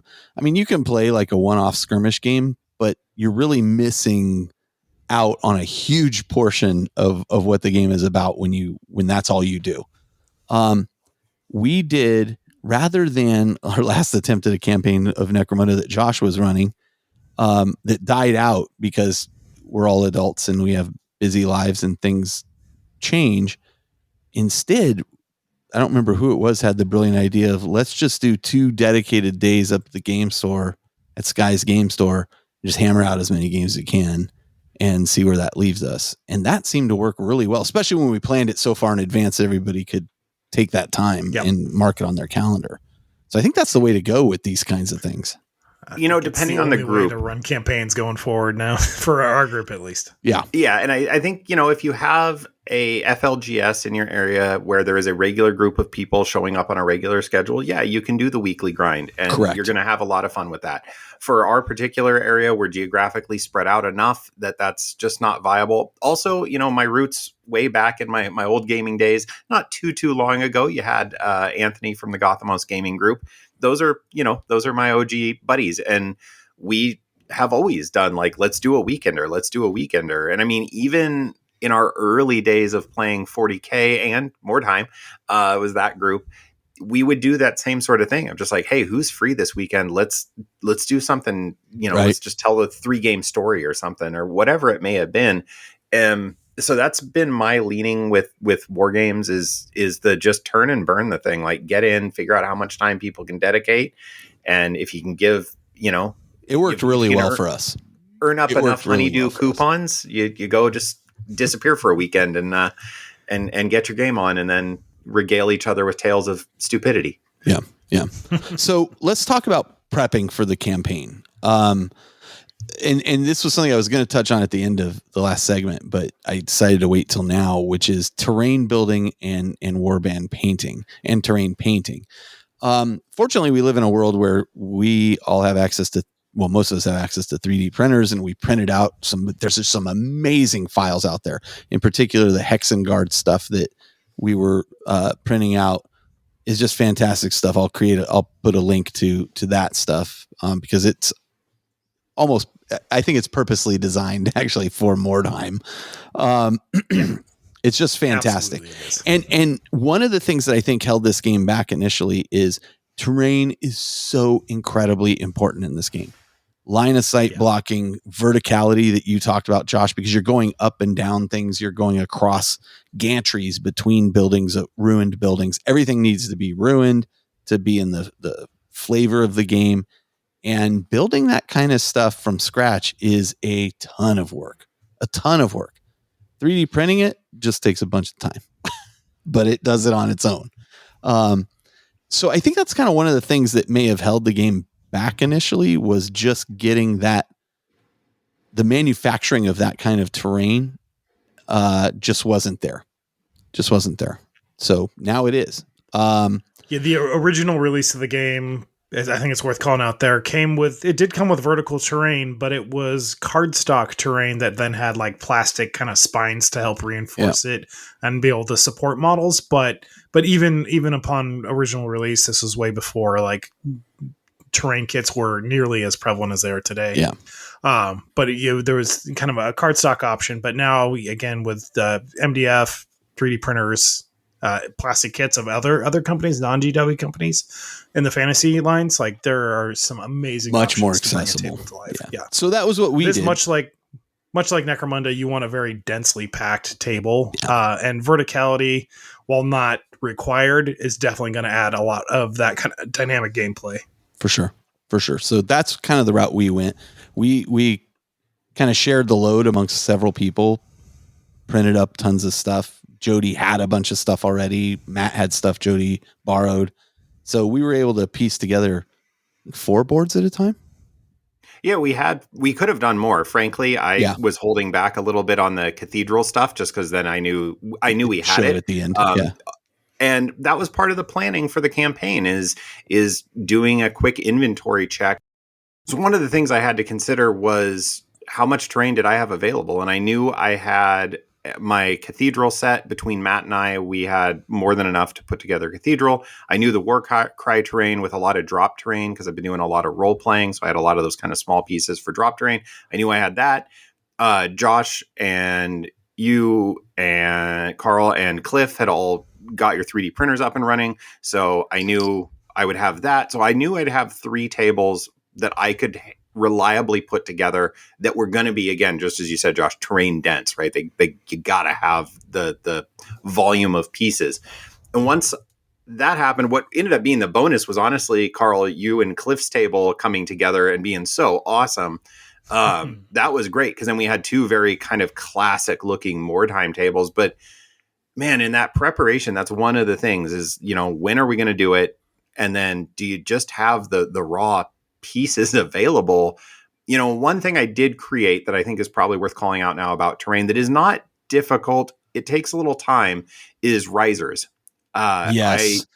I had some just XPS foam and didn't cut it other than into rectangles that are about a foot long by maybe, 8 inches wide, and then a 1 foot by 1 foot square ish.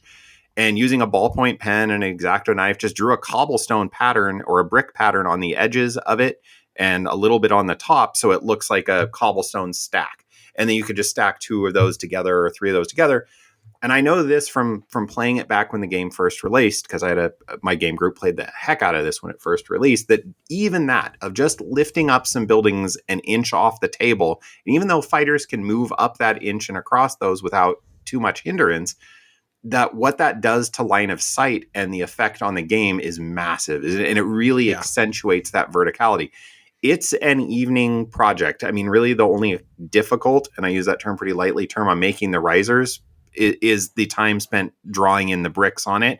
And then I painted them up in some basic grays. And a little fun trick I've learned is when I primer coated them, I gently sprinkle in a very fine layer of baking soda on some of the flat areas, and it gives it a little bit of a gritty texture, so it feels a touch more like rock. And the baking soda just like dissolves into the paint. They looked awesome. Primer. And they did add a lot to the table. And they add a ton when combined with some buildings. Aesthetically and functionally, both. Yeah. And they take up a lot of space. Like if you're on a 4x4 board, which is the recommended. We're playing on 3x3s, which I think is a great tip. Like if you're willing to just cut down your deployment areas, aren't a ton of scenarios. Liked it, actually.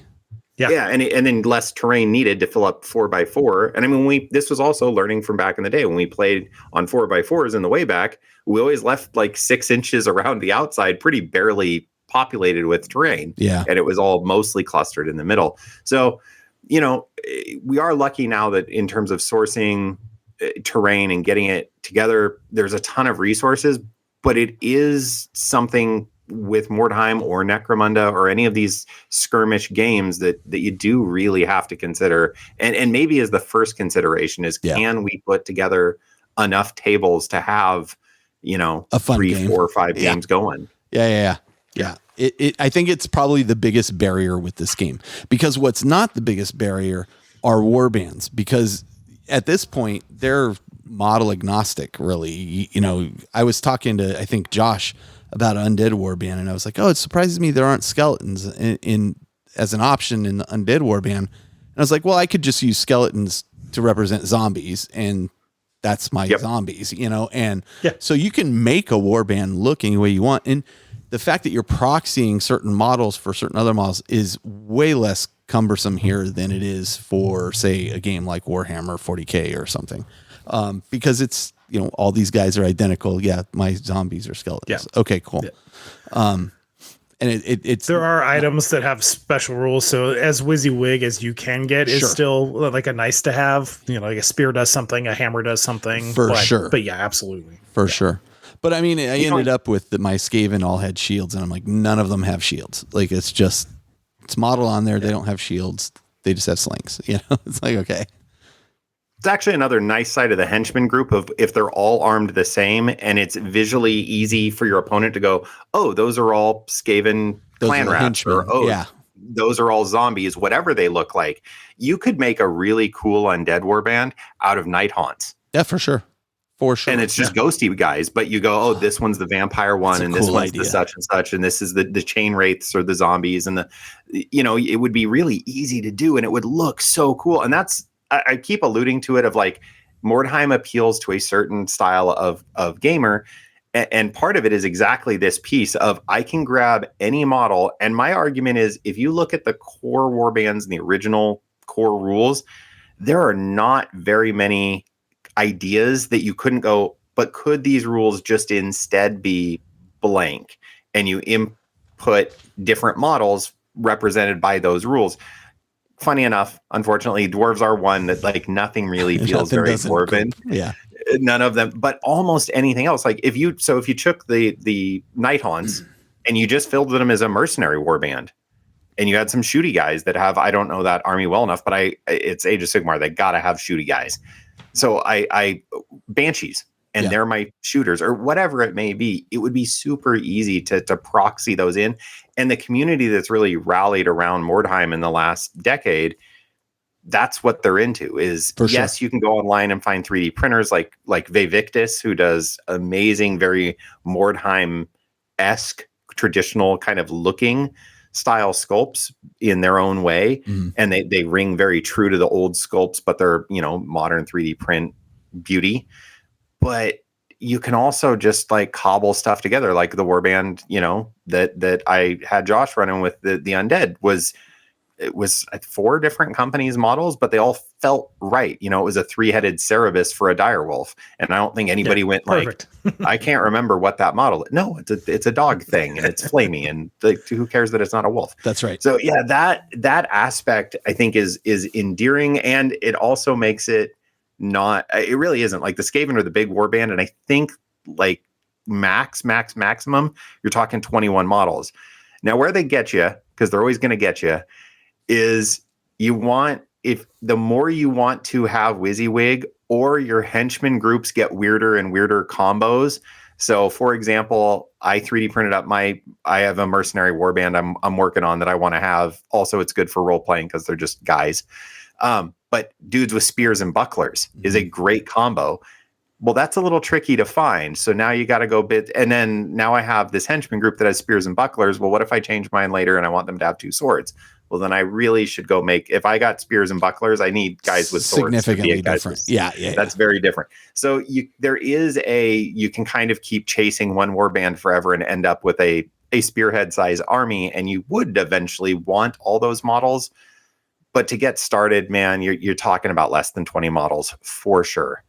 Most warbands cap at 15, and a bunch of the dudes look alike. They might be kind of quirky in how they look alike, but they look alike. Yeah. Other resources, like the rules were all available, as we said, at Broheim. I tried to print out a set of rules because I wanted kind of a printed set of rules, and I was having difficulty getting it to print out correctly. So I gave up on that and just used my iPad with the PDF on there. It's searchable. It's fine.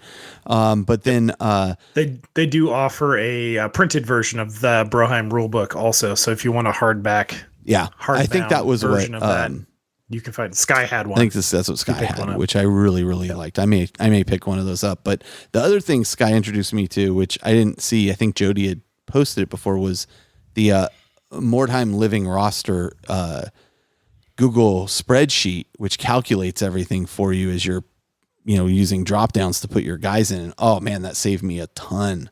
Like that I wanted on my iPad while I was using a hard rule book, for reviewing rules. But the community has provided so much stuff that makes it so easy to get into the game.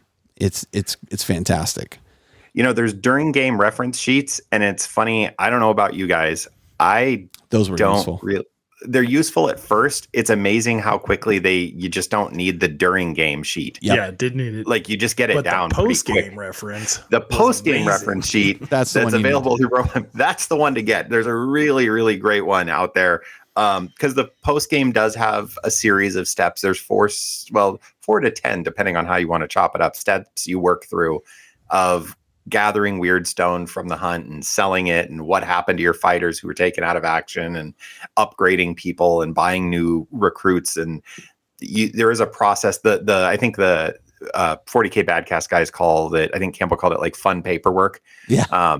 It's the fun paperwork, and it's fun, but it's got some steps. So a cheat sheet for the post game is highly recommended, but available easily. So Jody, you ran the thing for the most part. You didn't play for the most part.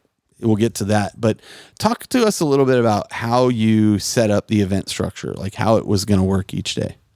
Yeah. So first and foremost, there was interest, right? You guys all came back. I think you all snuck over to the Grimdark Alley at Adepticon and saw people Mordheiming at a pretty high level. Was not there this year, sadly, but I 2 years ago was over at the Grimdark Alley, and they had like a little sneaky back room and saw what they were doing back there.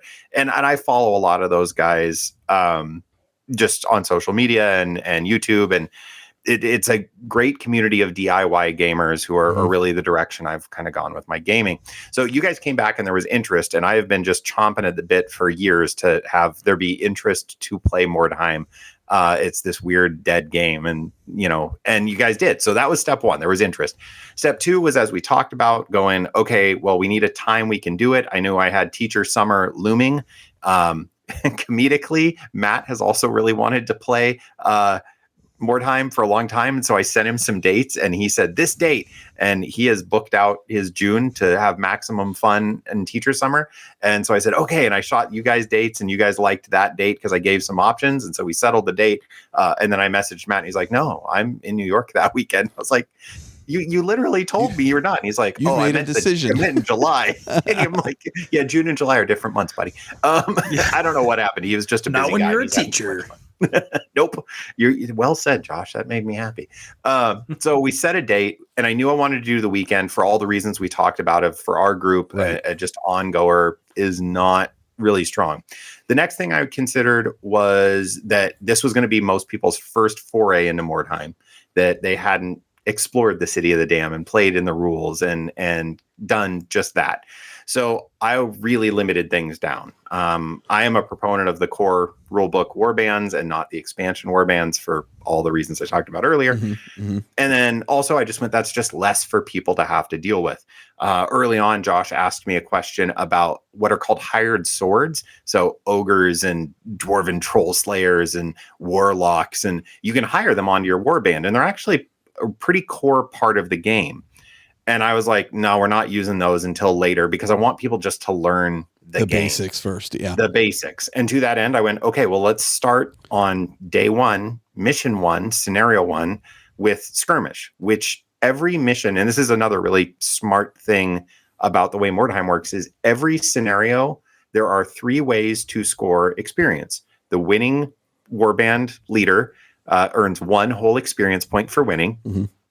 I say it that way because, as you said earlier, Carl, sometimes just getting the heck out of there and going, you know what, buddy, you can have that experience. Congratulations. We're going to live is a good play. So you 1 experience for the leader. If they win, they get that. Any hero who takes an opposing fighter, doesn't have to be a hero, but takes an opposing fighter out of action, they get an experience. And if you survived, as in the post-battle sequence, you didn't die. Right. If you got taken out of action, you definitely had an experience, and you get an experience point. So in every scenario, those 3 experience point criteria are there. And in skirmish, that's it. There's nothing extra. It's just line up, fight, and whoever bottles out or breaks, their warband breaks, that's the warband that wins, and then we move on. And I think you said during that first mission, like if you've lost 2 guys, you can choose to break right away. Right, which is we played with for the whole weekend. And I don't know if Sky was saying that he wasn't able to find that in the more updated community rules, that the lose to and it's so the official rules is not at lose 2, but it's as soon as you are required to take your route test, which is 25% of your warband has been killed, you can choose to auto fail that. So officially, it's not necessarily 2 models. But I appreciated that the first mission you chose was if you lose 2 guys, you can bail out. And it is an original rule. Like it's in the OG rules. It was in there. So I was like, I didn't catch that change. Know how many guys I lost in my first fight? More than 2? 5. 5's too many. 5's too many. When your henchmen have a 1 in 3 chance to die, I couldn't get out fast enough. As Skaven, that's this tall order, man. You're pretty fast. So I started with simple, and I said, you know what, just get there and get squared up with somebody and go. Yeah. Now, I did send out a primer email in advance, and this is something from over the last couple of years. I've been doing a lot of role playing, and what's referred to kind of as the one pager of set the tone for what the event is, so people know what to expect. And so I sent out an email that kind of said, here's when and where and what we're doing. But then it also laid out of like, hey, everybody, this is our first time playing. You're going to make mistakes. Your warband's going to be better off if you get more games than worry about making little mistakes along the way and agonizing over rules choices. More reps will teach you the game faster than fewer reps done very slowly. Just like any kind of learning of an activity. So I really emphasized like, hey, on day one, if you could play everybody there, wouldn't that be awesome? And then on day two, we could do some specialist stuff. And I did tell everybody the last game will be a group game with shenanigans and weirdness in store. So plan accordingly for that. So day one was, we ended up getting in 4 games on day one. I think if some we of us were all younger and free, well, some of us, most of us, most of us. most. I didn't get any games, Carl. So you were 2 ahead of me, I was buddy. 2 ahead of you. Yeah, I was decimated by the second I got game. 4. I had set myself up, I thought, really cleverly to be the ringer. And then at the end, it was like, oh, we're going to have an odd number. And then Blake shows up and is like, well, just sit here. I'm like, no, dude, you drove up from LA. He just ringed my ringer. By the way, I was so glad Ed and Blake came up. I did too. They were a hoot to have there. And was delighted that like there was a spot. And I was like, no, you just drove 5.5 hours. Yeah, you're playing, get in there. Yeah. And was great. So, but that setting the tone on day one of like, hey, let's make the focus just working through the game and seeing it. We're taking hired swords out, which was a little bit of a handicap for non-Skaven players who were rolling better. Mm-hmm. So it was actually that, believe it or not, that benefited the Skaven, Carl. But yeah, those were some of the decisions I made about the day one pattern. Was that by the end of day one, everybody should know their warband, know their rules. With 4 games in, because the way experience works, your henchman groups that started would be at their second advancement, which is a pretty cool point. That's where they really start getting some character, and you're like, no, these dudes are these. Again, I'm going to go with, because they stuck out at the end too. Cliff's archers were butt kickers by the end of day 2, really, and everybody was like, wait a minute, they can shoot all the way across the board almost, and they hit on what, and they do what? Yeah, those, they get pretty good. So, and everybody had in their warband different stories of people, and you got to really see the thing. So by the end of day 1, we were at a place to kind of move forward, and that was very intentional. That was all really curated. In terms of the narrative bit, should I go into that? Yeah, please. So I mentioned earlier around the just conceptual narrative of Mordheim is people make forays into the city, and they go to different areas of the city, and they try and extract Wyrdstone and then get out at the end of the day and go back to camp. And I've always thought that was a really clever story for this decimated city, and it's kind of classic trope. So I went, well, I know we can get in. If we can get in at least 4 games on day 1, then if I did 5 days of narrative, we should be able to get that no problem with a big ending game. So I had a plan for the ending game to be some sort of ritual where there could be like shifty alliances between warbands or not. And then I'd get to play some big MacGuffin-y something. I wanted to make sure I got to play somewhere. So there was a big baddie and an evil chaos ritual. Because if we're playing Warhammer Old World, of course there's a chaos ritual. What else would we do? That's right.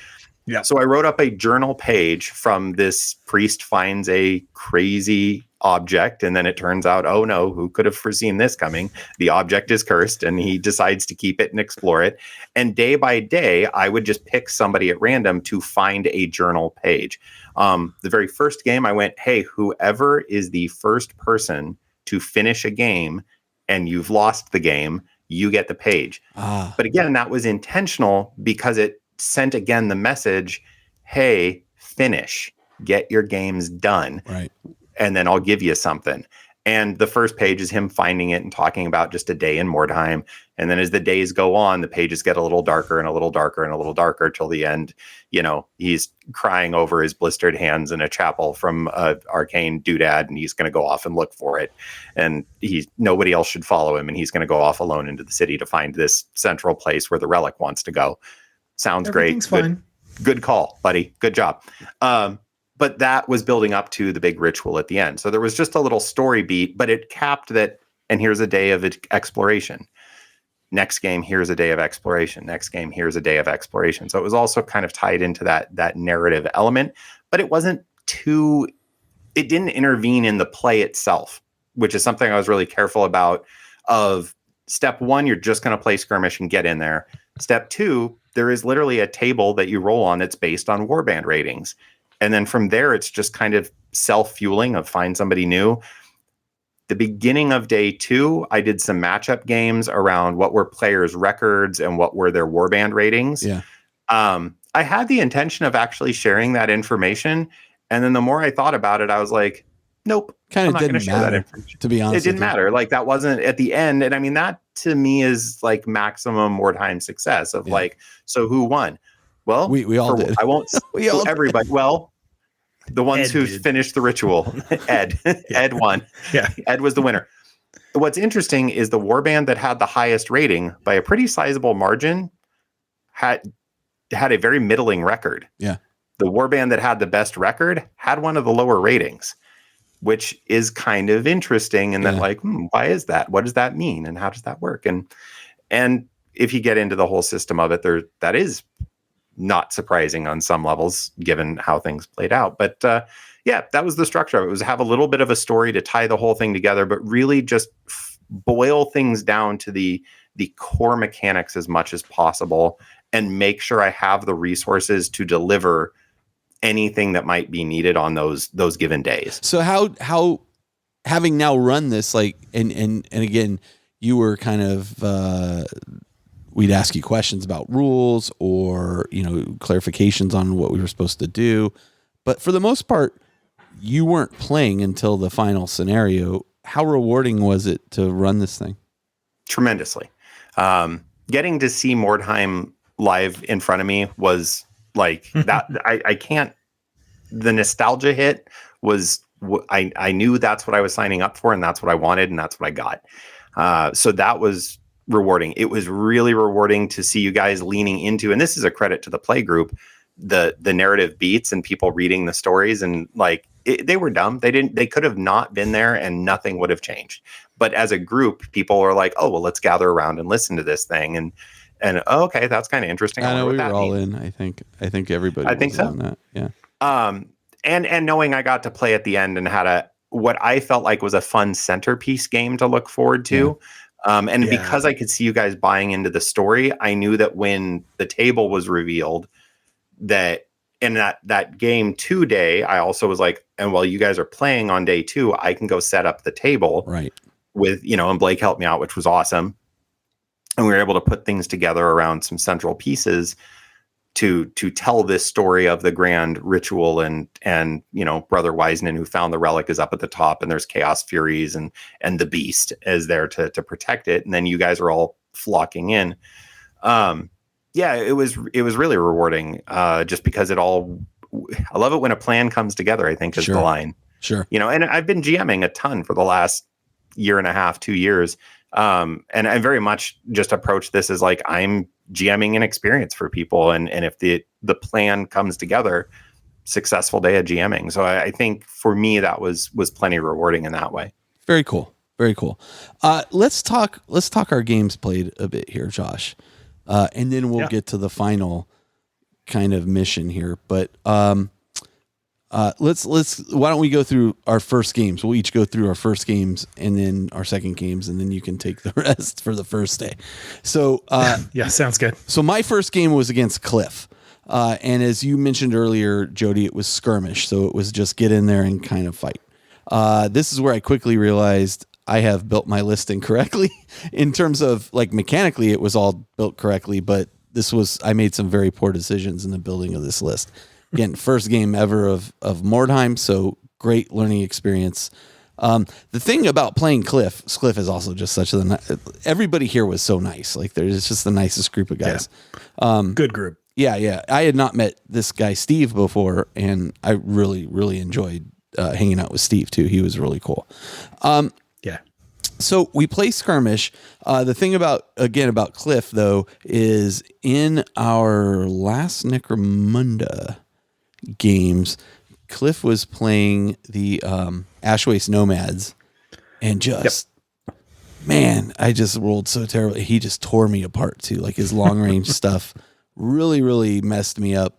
And so like I kind of had like a hangover from that event going into this event. I'm like, okay, Cliff, you're vendetta. You're gonna pay for this. Cliff did not pay for this. I paid for it all. I think Carl paid double. By the end of the game, I think I'd lost like 4 or 5 models down, and then my sorcerer was now stupid because he got hit in the head so hard. One of my Black Skaven had been killed. Like the post game roll. The first roll was like a 12. And I was like, oh, that must be good because that's like a low roll. No, that's not good. That's not good. Dead. So my first guy that was taken out of action is killed immediately. Then my sorcerer was stupid. And it went downhill from there. So, okay, my first game wraps up. Cliff was playing the aforementioned, I think, Reichland guys with bows and such. But I learned a lot. I learned I had put too many points or gold crowns into buying armor for Skaven, which I was trying to make them look how they looked in the model, but sure, yeah. The reality is I should have just stripped them naked, given them the daggers they came with, maybe an extra dagger and a sling, and then thrown them into combat. Free dagger and a encouraging pat on the back. That's right. There you go. Go fight it out. Well said. Here's your cheese. So my first round did not go particularly well. My assassin even had like the weeping blades. Like I spent, I think it was like 50 gold crowns. So that's like 10% of my value. Again, made some poor choices, but I said, okay, I've done this. I'm going to stick with it and see how it goes. And man, Cliff just beat the snot out of me in that game. I think I took out of action 2 of his guys to my 4 or 5 that went out of action. How did the other thing was, I think the game lasted like 45 minutes, so it was over very quickly. Josh, what about you? Yeah, and that was both of yours. I guess Cliff's second game, but your first game too. So that's saying something like. Cliff had you played. You were both very new to the game. The Thursday before, just so they could get a sense of how the game ran. Yep. Right. Yeah. Yeah. So I was playing Undead, as we've mentioned before, and my first game was against Blake and his Ringer Undead army as well. So we had a little mirror match here, almost identical builds as far as what we were bringing to the equation. Ghouls, zombies, dregs.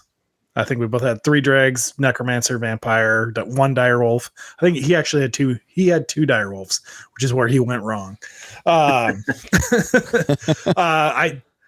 It's interesting because necromancers get spells, and you roll a random spell when you form your warband to see what's the one spell that you get. And I got every caster does that. Every caster does, correct? Yeah. The spell I got was called Call of Van Hel, which is like Van Hel's Dance Macabre kind of deal, which it lets me to move a zombie or a direwolf a second time. So I get to move them in the shooting phase, and if they get into base contact, it counts as a charge. It's very short range. It's only, I think, 6-inch range from the necromancer. But this did result in me getting a turn 1 charge with my direwolf into Blake's vampire, which set a really interesting precedent in that the direwolves, they're kind of glass hammery. They get two attacks on the charge. Vampires are one of the toughest base critters that are in the game. And I was able to do, I think I did 1 or 2 wounds. I think I did 2 wounds and ended up knocking him down. But he stood up in his turn and then knocked my direwolf down, and it ended up just being this huge pillow fight. Anyways, it was a really like protracted back and forth of both our vampires and all of the direwolves and necromancers and zombies on ghouls and things were happening. And in the end, Blake had one good swing of events where he took, I think, my direwolf, a ghoul, and my vampire ended up going out of action, and was like, okay, now it's time to bounce out there, because the 1 extra experience point for the vampire isn't worth, losing a bunch of other stuff.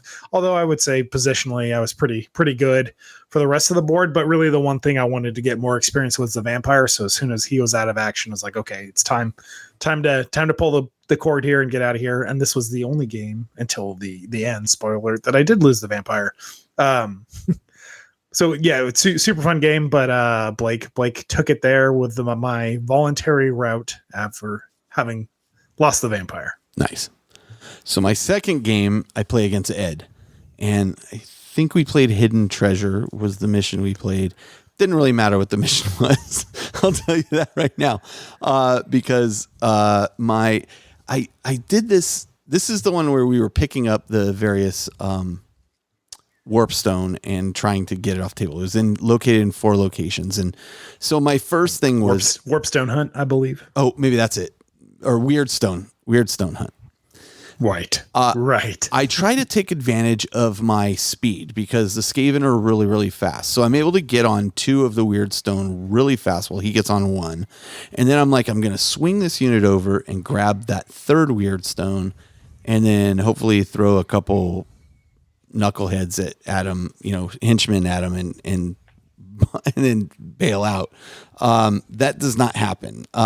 My sorcerer at this point, because my sorcerer is stupid because he took brain damage from the first round, stands in one place the whole time, and he has a spell. His spell is actually interesting. It's like a close combat spell. You cast it and he gets like additional attacks as he charges in at, I think, additional strength. So it turns him into a pretty good fighting machine for 1 round, and then you can try to recast it the next round.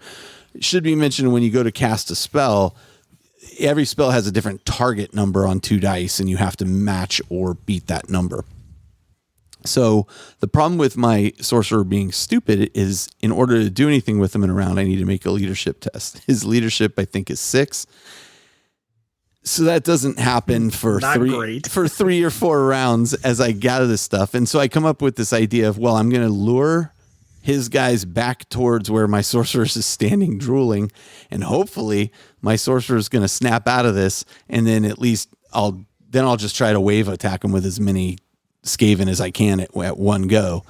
The sorcerer does snap out of it right at the right time and then fails to cast a spell. and so wub, wub, wub. Yeah. And so I just said, hell with it. And everybody charged in because I was kind of cornered. Like it was either charge or be charged at this point. So I charged in and it looked pretty good initially, but then it really fell apart. And I end up going out of action with like 3 or 4 guys in 2 rounds. And then in the subsequent reroll phase, not only is my second hero now dead, so is my Skaven assassin, which is my leader. He's killed. My sorcerer is stupid. Everybody's like, well, do you just promote a guy into the assassin role? I'm like, 1, I can't afford to. I can't buy another guy. Like my warband at this point is so decimated. I'm like, I need to go back to the drawing board and rebuild my list. And so I sat out the rest of the games that day as I sat down and hung out with people and kind of watched people play to get a sense of how the game was played. But also I was working on a list, as I was doing this, so that I knew I was going to head home that evening and have to paint up some more models. So that was my day, which was incredibly informative. I mean, it sounds like it wasn't, but for 2 games, like I learned a whole bunch, and then watching other people play and see how they were going about it, I also quite enjoyed watching what they were doing. So, Josh, how was your second game? Yeah, my second game was you didn't lose your vampire. Did not lose my vampire. Craig and Craig was also playing undead, so we had my second undead on undead mirror match in a row here. Golden Demon winning Craig. Golden Demon winning Craig, and his army, his warband looks fantastic. As did mine, thanks to Jody. So it was a great looking game. We played on Cliff and Carl, your kind of joint table there, which is a fantastic looking game. We played Hidden Treasure, which is every building has a chance to discover kind of this hoard of loot, the treasure chest. And once you discover it, it's pretty hard to roll. I think you need to roll boxcars on 2d6. and each building can be attempted to be explored once, and then once it's explored, it's checked off, and then the last building that remains, if it has not been discovered yet, is guaranteed to hold the treasure chest, and then you try to escape off the board edge with the treasure chest. So Craig and I were doing some kind of back and forth. We had 6 buildings that were in the kind of explorable zone, because you don't explore buildings that are in your deployment zone.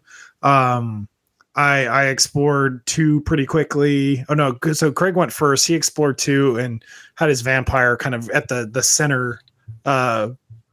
center building just outside of it. Mm-hmm. So I explored 2 of the remaining 2 buildings.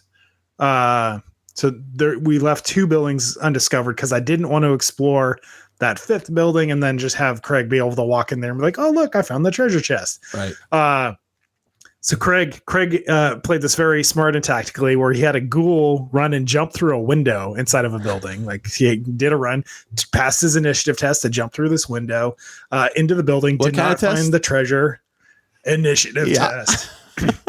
So that was the last building on my side. I thought I could block the ghoul, but I couldn't get there. So he was able to jump in there, which meant his vampire could walk in and automatically discover the treasure chest. So did it decrease in value, like the target number to discover the treasure chest for each building you searched or something? It does not. Yeah, it's so how did he automatically discover it? Like, if that's the last building, it was the last building. It's there. It's there. Okay. Yeah, and most likely it's going to be the last building. So if you're playing on a very dense board with lots of building, it's going to take a little longer. We got there pretty quickly just because of the way the table was laid out and the size of our warband. Undead get a pretty good amount of bodies early on because you get a ton of zombies. They're very cheap.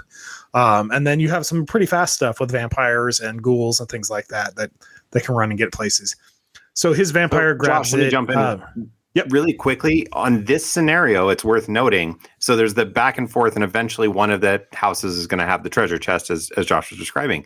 If a hero finds the treasure chest, they get 2 experience points. Yeah. So that's in addition to the usual 3. There's a pretty high incentive at 2 XP to be the one. So Craig being clever about how do I set it up so that my vampire is the one to get in there because then it gives it to the vampire as well. Yep. Oh, Yep. So it's a good example though of the way the scenarios are set up. When you move away from skirmish, there's almost always a little extra experience or an extra couple pieces of Wyrdstone or an extra something that's tied into the scenario.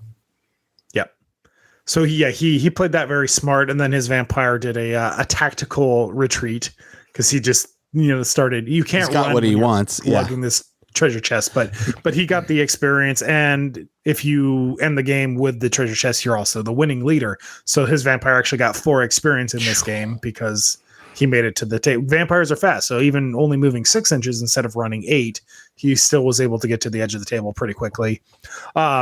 But my vampire charged in and killed one of his heroes and tried to get into some of his other, his necromancer. I was like, okay, my vampire is not getting 4 experience this game unless I kill 4 models or 3 models you and made him survive. pay for it. Yeah. So I'm gonna try and kill as many models as I can to get experience. But he was able to do the smart thing and tactically withdraw there, which ended the game for us pretty quickly with fairly low casualties. But it was a super fun game.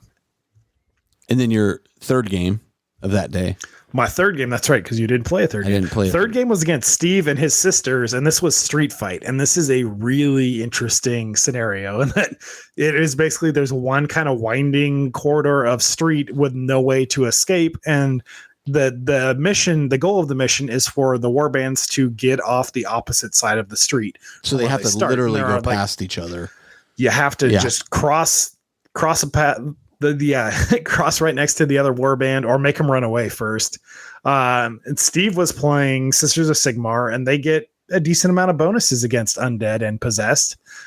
They just get +1 to wound with their hammers, and Steve had a bunch of whips, which means even if I charged him, he gets to do this whip attack because it's kind of what Necromunda would call I'm blanking on the name right now, a versatile weapon. Mm-hmm. So they can attack from range even though I'm the one charging in. So I had to play this one kind of cagey and tactical and get my necromancer and my dreg with a bow up on like one little piece of kind of scatter terrain to buy them some height so they could try to shoot some things. And was doing some, I had to do kind of what Jody was alluding to earlier, where you have your henchmen followed up by a hero. So I could send out a bunch of henchmen to kind of absorb some of those fights, some of the charges or counter charges, or charge on my own, and then let the vampire really choose the fights that he wanted to. So that worked out well for me, and Steve ended up routing pretty quickly on that, as I was able to get kind of 4 casualties pretty quickly. We got into it very quickly.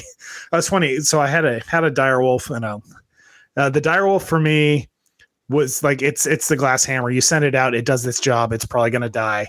So I was referencing all weekend the John Wick aspect. Oh, that's spoiler alert, like you kill my dog, I'm going to go John Wick on you. So my vampire was getting very angry every single game that the direwolf got taken out of action, which was every single game. So it was just a fun little thematic thing that progressed throughout the course of the game. So that one went well for me. And then Sky and I played Surprise Attack. Sky playing Skaven.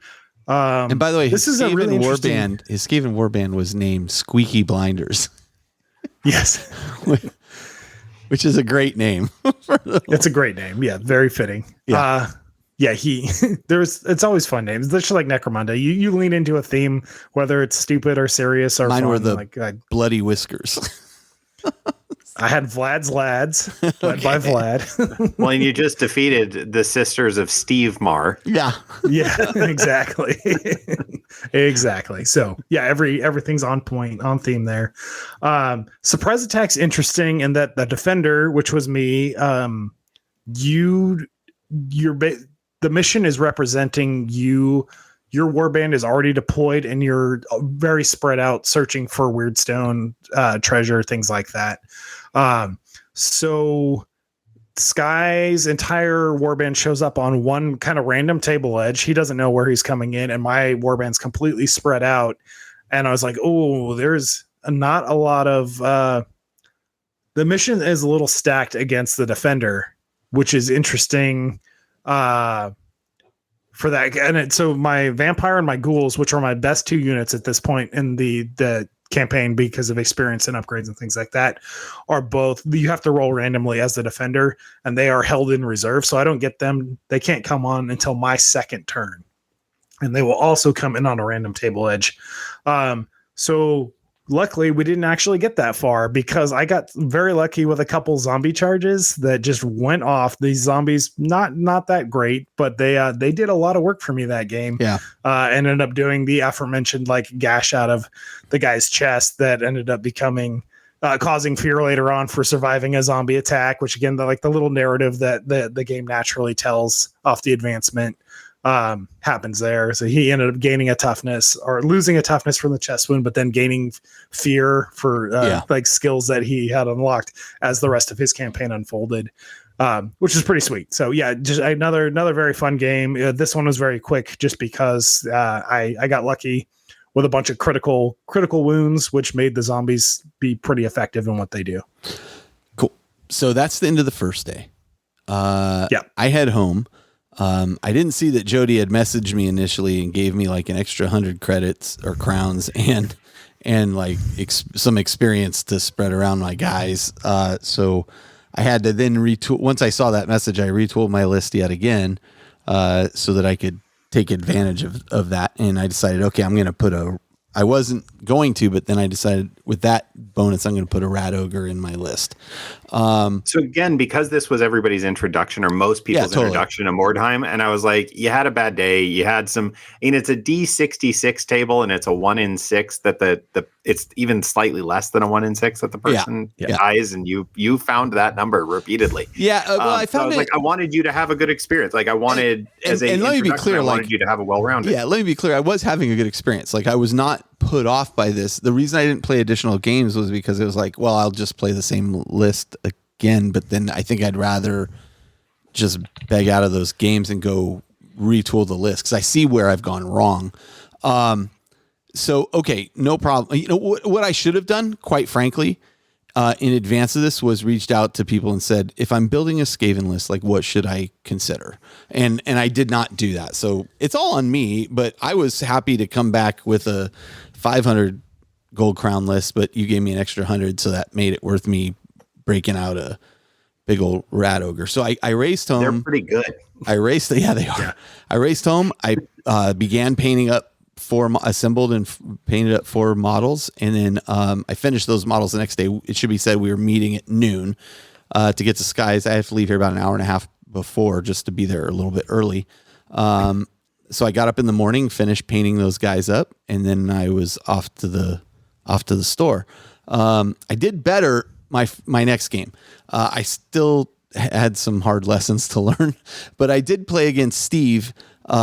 And this was the and his Sisters of Steve Marr, and this was the breakthrough mission where I am trying to get. In this case, I was trying to get some guys off the opposite table, which as Skaven, I move quick.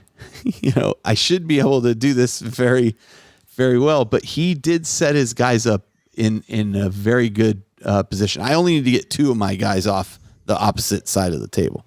So I had kind of spread my guys out thinking I'll be able to slip through and run for it. But he had done a really good job of spreading his guys out as well across the table, even though I tried to draw him into some conflict in the middle. But by now, my Skaven all have slings. And so immediately they take to the higher ground and start whipping sling stones at like his main guys. I knock one off of the center of the table where they're standing on top of a elevated position. They fall and take some additional damage. They're stunned for pretty much the rest of the. I couldn't get to him to coup de grace him in time.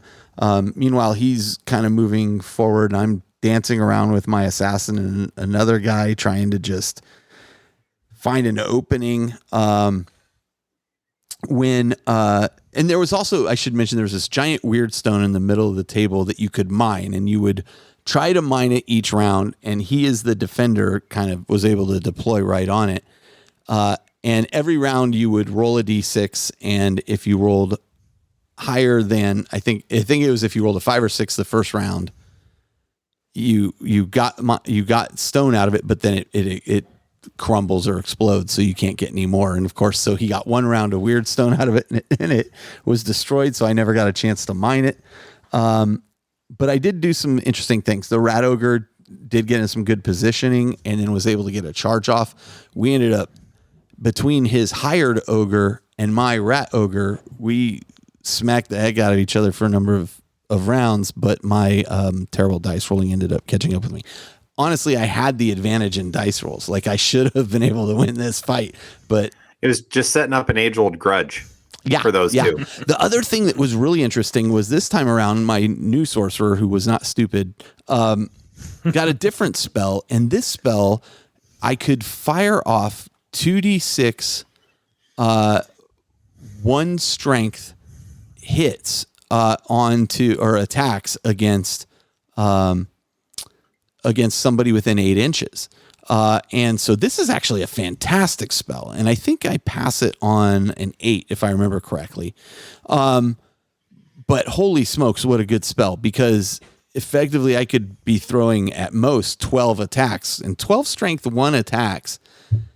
I mean, they're not that great, but it should be said, this is in this game, 6s do not always succeed.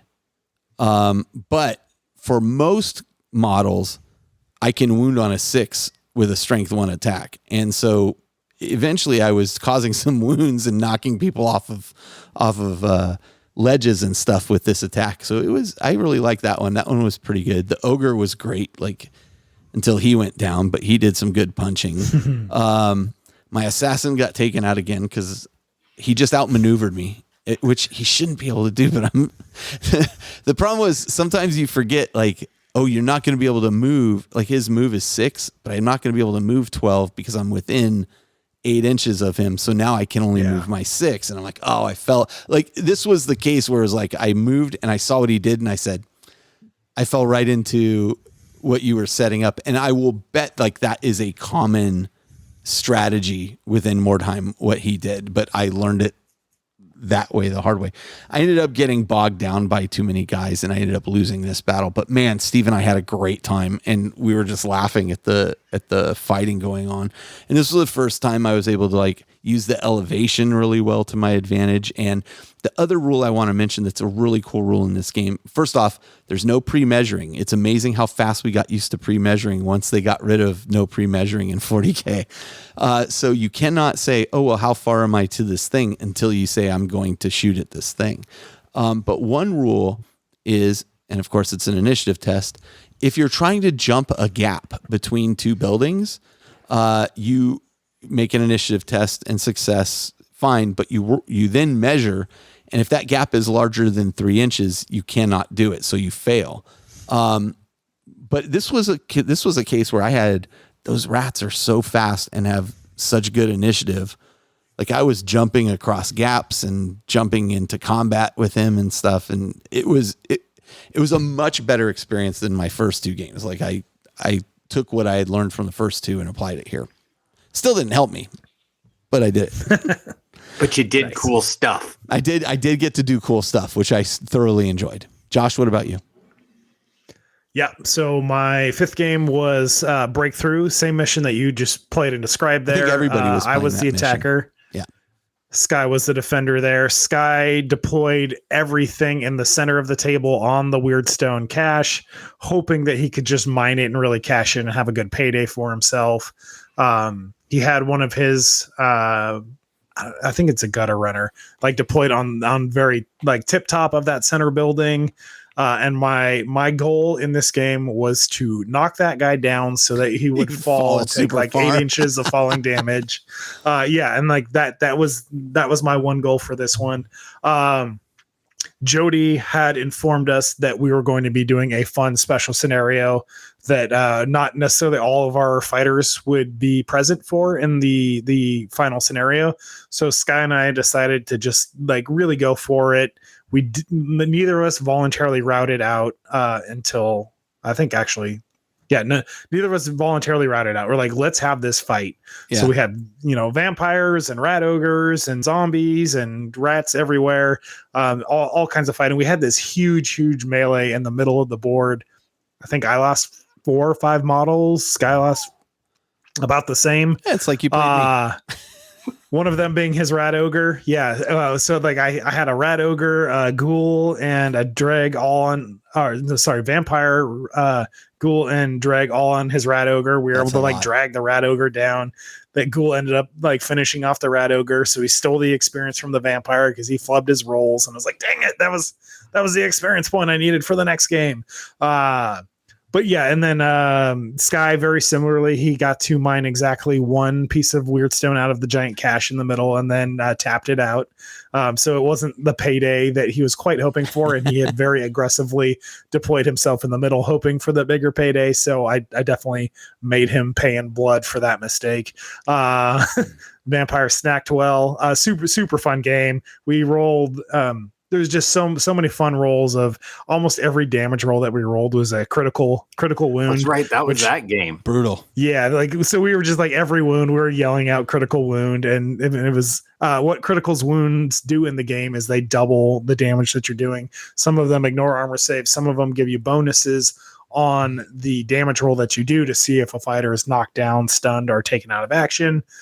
So it ended up just being a super brutal game and a ton of fun. We were both having an absolute blast, and every time we'd be like, oh, okay, should I do the smart thing or should I do the fun thing? We both very much embraced, let's do the fun thing. Like, let's jump, let's do diving charges, let's all these things, like really just embrace the game for what it is, and then had an absolute blast of a game. So it was fantastic. And Sky, I think he ended up routing. I don't remember if it was voluntarily or if he failed his check. We were both at the point where we were required to take checks. I passed mine, and I believe he failed his, is how that ended for a victory for the vampires again. So I beat Sky both games, so he's going to have a nice grudge match against me for future campaigns. And so then, in the meantime, you've been setting up the final battle table, which is a much larger table, Jody, and it looked fantastic. Like, honestly, super thematic. Yeah.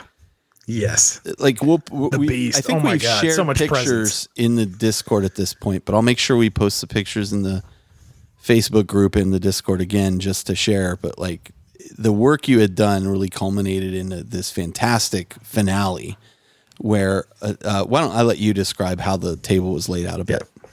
Yeah, so we went for a 4x6 because I knew I was going to have everybody playing. I think we had 6 or 8 players. 6 players. Josh, I hadn't really given you full credit.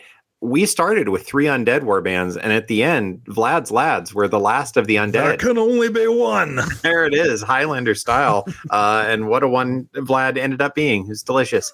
So I set up, I have from my Chaos Demon 40K armies that I still have, I started building a bespoke table for them, and it's kind of rocky outcroppings with lots of skulls embedded in them. And, you talked about it when you were on the show, making that terrain. Back when you were on this show. There we go. So I have one huge hill that it was built intentionally to be able to block an entire greater demon. Like you put a greater demon behind it and you can't see him. Or other a knight. You could put a knight behind it. So the narrative I'd set up is there's this great raised altar in the cathedral district. So Matt has a ton of heat. I asked him, he got them from some European company 7 or 8 years ago. These really cool cathedral ruins. They're like resin cathedral walls. They're incredible. They got to be 8 inches, 9 inches tall. Yeah, they're really big. And they range in size. And he has between the two of us, we have a cool little graveyard scene and some rotten trees to put out there. And I have the old battlefield in a box, ruined cityscape stuff. So there's like a fountain and just again collected bits from years of role playing. The classic plastic injected chaos altar with the 2 spiky pillars and skulls embedded in that. Anybody of a certain age will remember that big plastic hill. So there's the massive hill with skulls atop it. The ruins, they're available now for Old World. It's a chaos rune altar thing. Yep. So that was up at the top. And on top of that, I'd painted up the Westphalia Morkborg weird priest guy. Actually, Carl, you and I were both painting the night beforehand. I'd had him sitting on my desk for a while, and I was like, oh, this guy's perfect. I'll paint him up tonight. So got him painted up, and then the Blood Maw, the big beast, the big chaos beast, was down right in front of the hill with the city ruins all around it. And basically, we just rolled off, and people would drop in 5. You got to bring 5 people from your warband. You couldn't split up a henchman group, but you could bring henchmen or heroes. So if you wanted to take a henchman group with 3 people, then you could take 2 other heroes with them or whatever, which some folks did. And some people just brought all 5 of their heroes. I know we had ogres out there. So some people definitely brought henchmen. I just brought my heroes. Yeah. You had your ogre out there, didn't you? Yep. Oh, that's true. That's the one henchman I had. Yeah, I had 4 heroes and a henchman. It's a heroic henchman. He feels like a hero. Until he goes down, and then on a 1 or a 2, not so much. So had people just set up, and then you couldn't set too close to each other.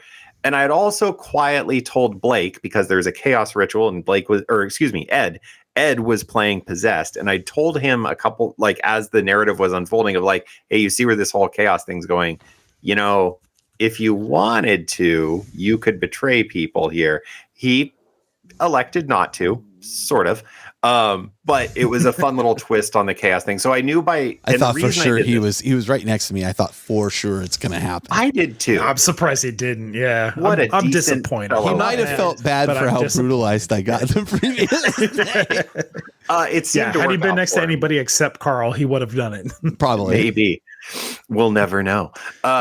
So one of the things, though, about limiting the numbers is when you get into group games, I think for anybody who's ever played in a group game knows, the slowdown of play is exponential. If you were to play this out with full warbands, we would have been there all day. And I knew that. So I was like, you get 5 people, pick your 5 favorites. They get to fight in this. And the scenario was, there were a few different things. You could get experience points for wounding the beast,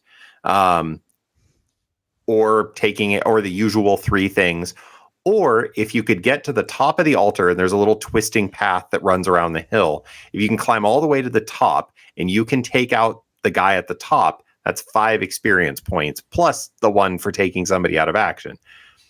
Or as people died, there was also a D6 roll, and on a 1, they were sucked into the ritual. That's right. And if a certain number was hit, the ritual ended, and you all just lose. And to be clear, that was not just our characters. As we killed other monsters, Furies, Beast, you name it.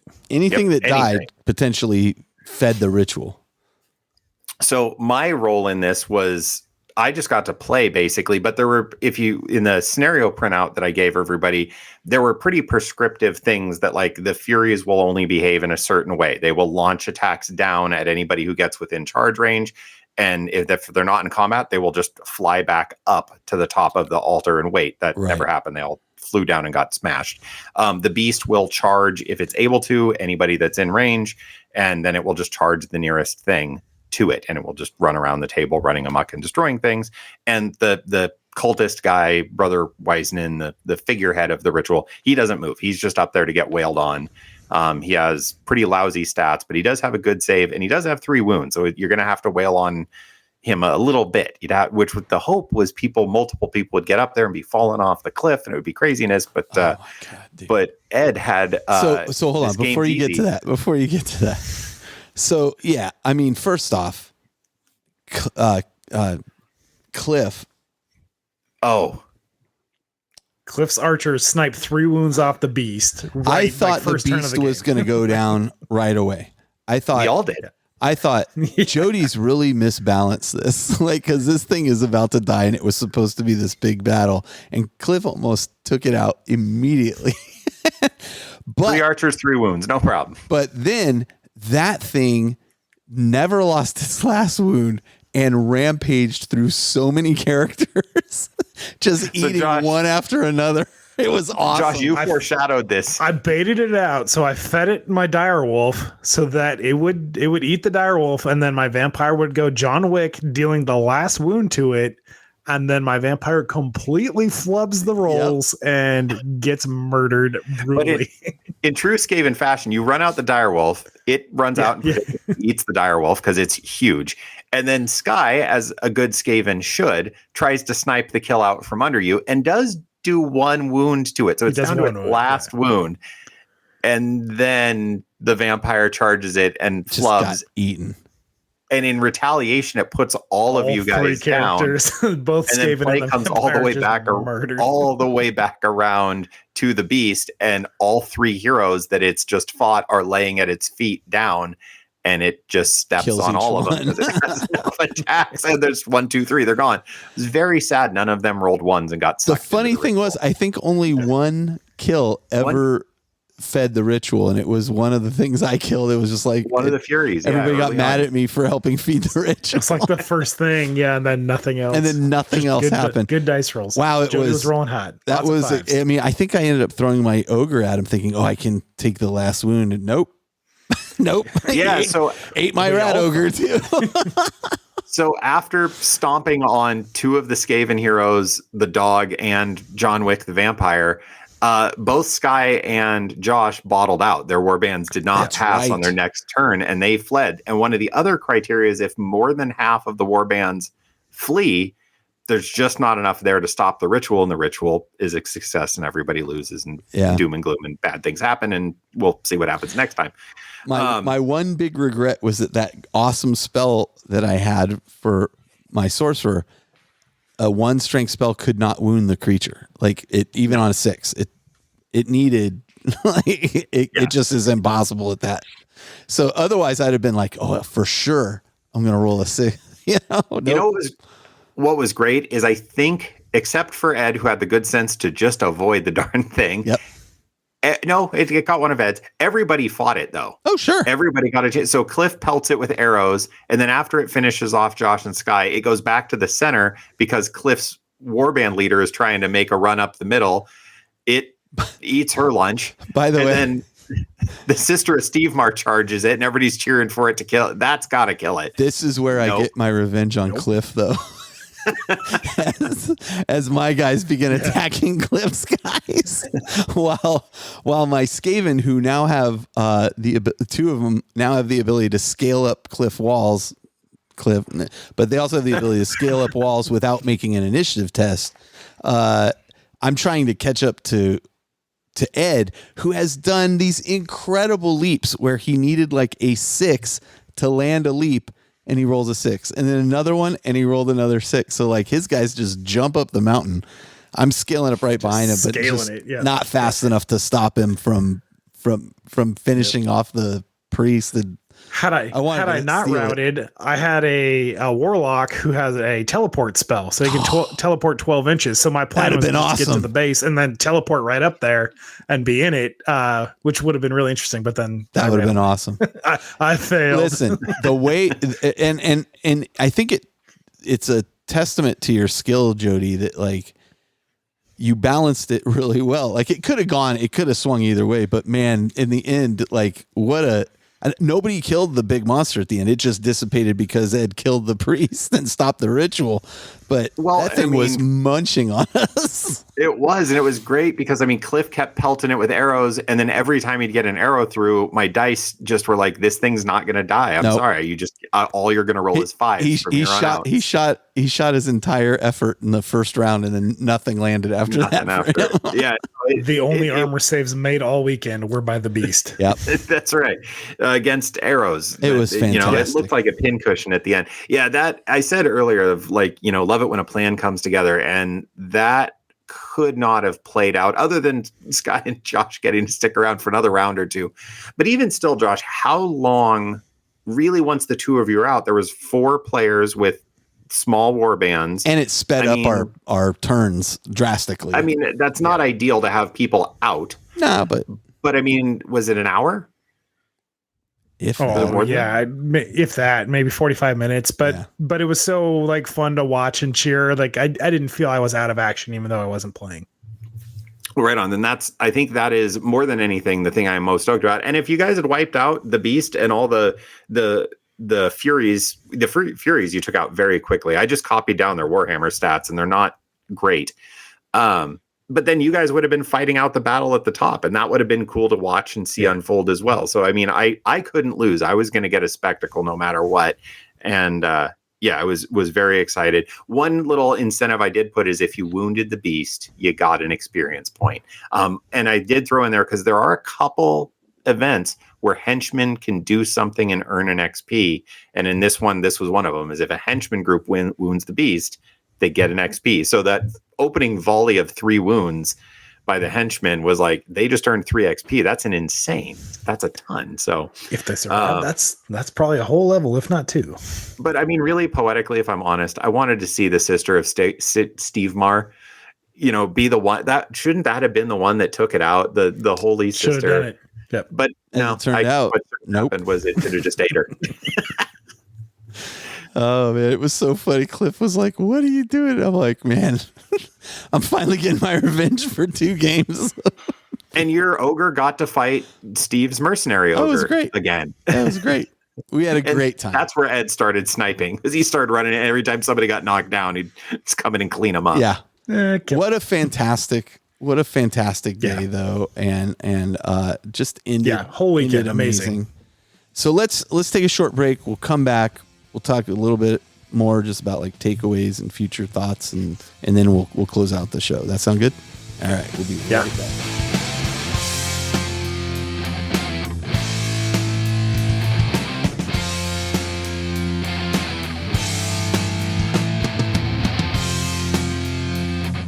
All right, and we're back. And before we close out the show, I just had a couple things. What lessons did we learn from this weekend? For me, the lessons were pretty harshly learned in 3 games, my first 3 games of Mordheim ever.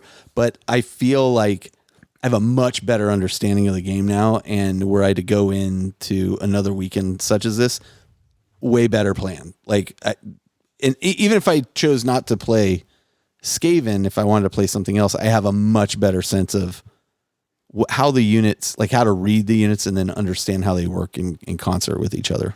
That was my big takeaway. What was yours, Josh? Anything? For me, it's format, having the weekender format for a campaign. Absolutely great takeaway. Kind of hammered that home. Next time I run a Necromunda campaign, I will do the same thing. For me, less of a learn thing, but it was really fun to come back to the City of the Damned in Mordheim here.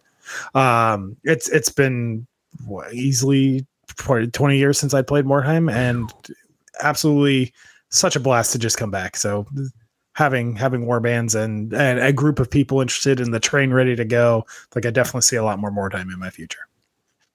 Heck Jody, yeah. what was your Love to hear takeaways that from this? I'm gonna go with less is more. Yeah. I was a little worried about being so heavy-handed with limiting things that I said core rulebook only. I was so happy you did that, to be honest with you. And that it, and I knew I was kind of handicapping folks by not having the hired swords, which are a really fun aspect of the game, and the dramatis persona, which we didn't even talk about, which are like the named people running around in Mordheim, and those are really fun things. But I was curious if with just letting the system do its thing, it would be enough. And it was. And I think so often with events like this, people tend to double down or feel they need to do a lot more. And I think over the years of my friends running really huge events with the G3 group and being a part of those, you can kind of let the game stand on its own merit and just give it a little bit of a narrative polish and a little shine. And then just let the people who are awesome and your friends have a good time, because they're going to have a good time because they're cool people, and just, create that space for them. And the rules won't give you that. The game rules aren't going to get you there. I noticed Sky right away was like, well, can we use this alternative rule? Can we use this? Maybe this should cost me. And I'm like, I saw what you were doing, which was we got a lot of people who've never played before. Sky, you're like trying to jump in the deep end.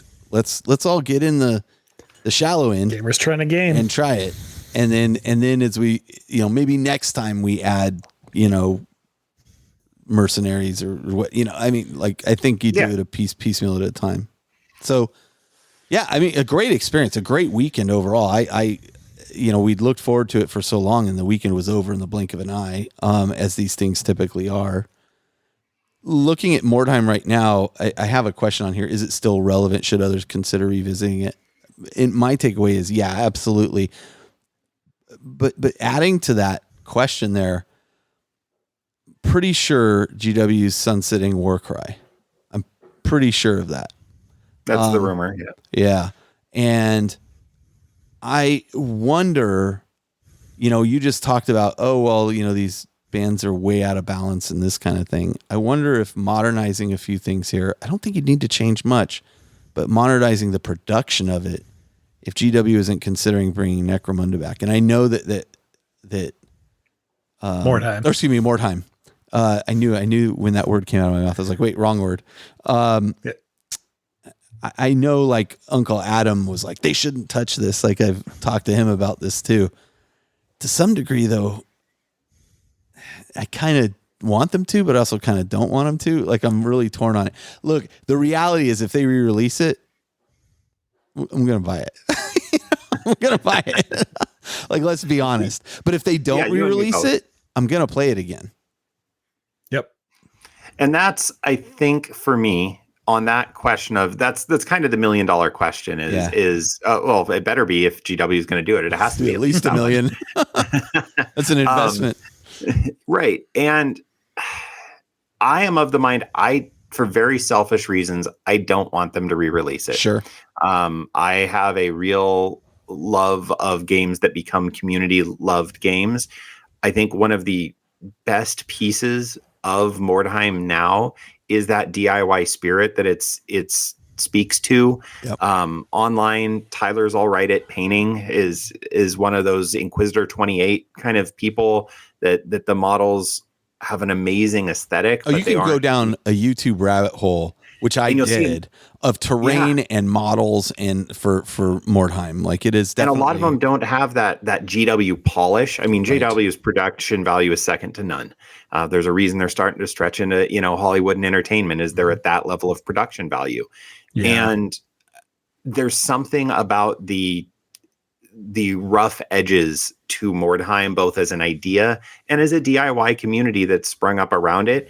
I would be sad to see that, because one doesn't preclude the other. Yep. And but realistically, that's does. What happens. Yeah. Right. Role-playing games are kind of rife with this. And nobody's playing, I'll stay with 40K. Nobody's playing Third Ed 40K by and large. You still could. Sure.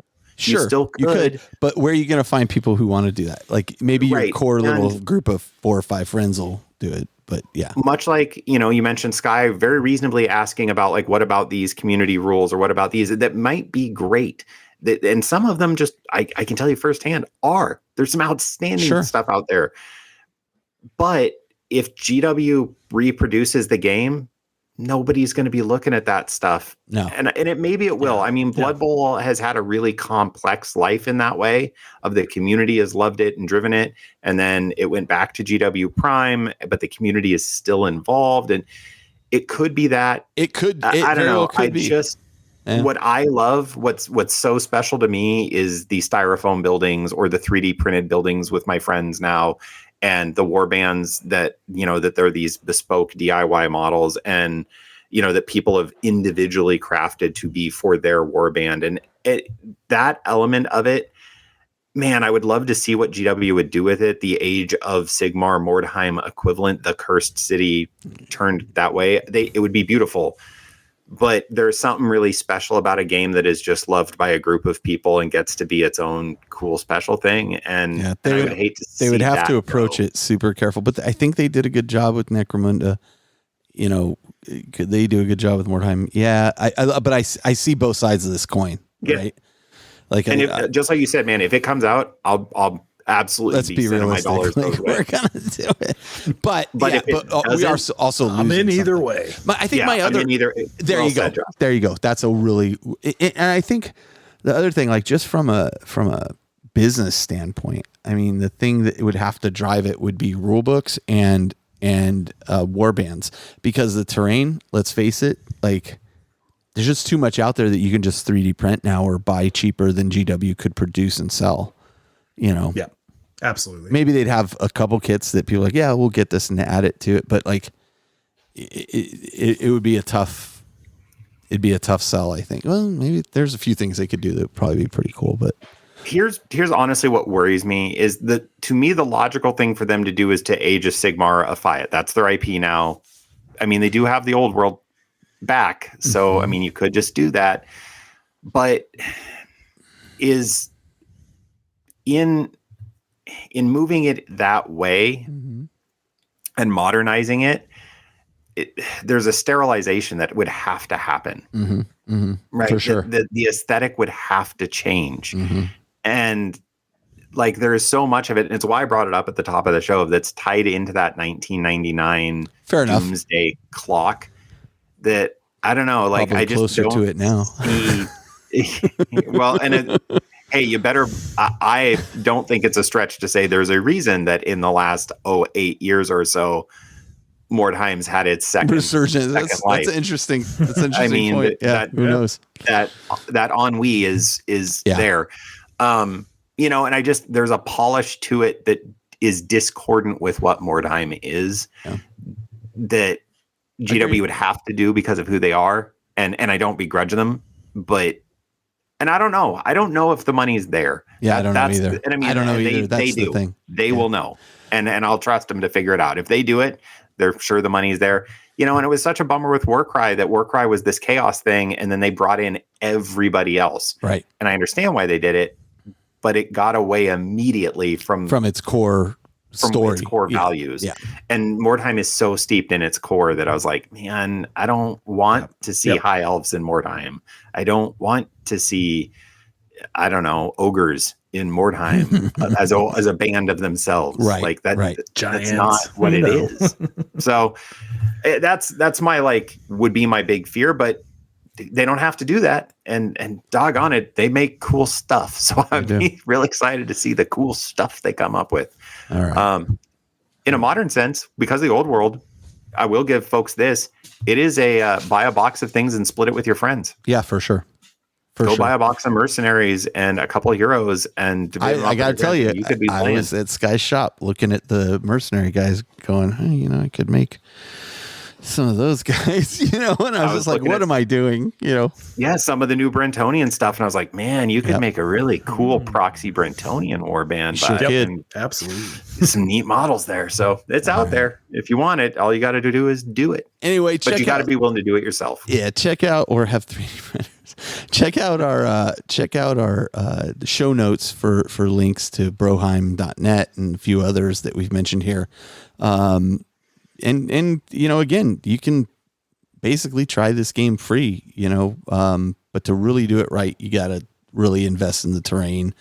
And rules are free. Minis are agnostic at this point. Yeah, but I think the terrain is the real seller of the game, like just to capture that feel. So, all right, you guys got anything else you want to throw out there before we close out the show?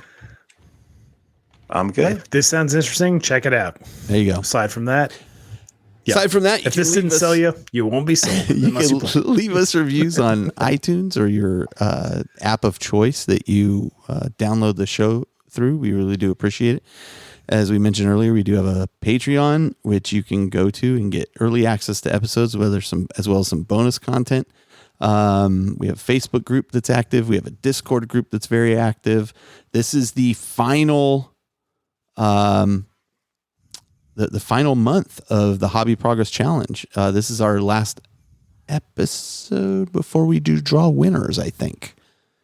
Probably. Yep. Yeah, it is. So we will draw winners before our next episode. We'll go over those winners in the next episode, but we're also going to do it live. We'll announce it through our Facebook page and through our Discord when we are going to go live with the drawings on those folks who've won a bunch of great prizes for all the gray plastic they've cleaned up. We could also say that we are going to do it again. We're going to give about a month break.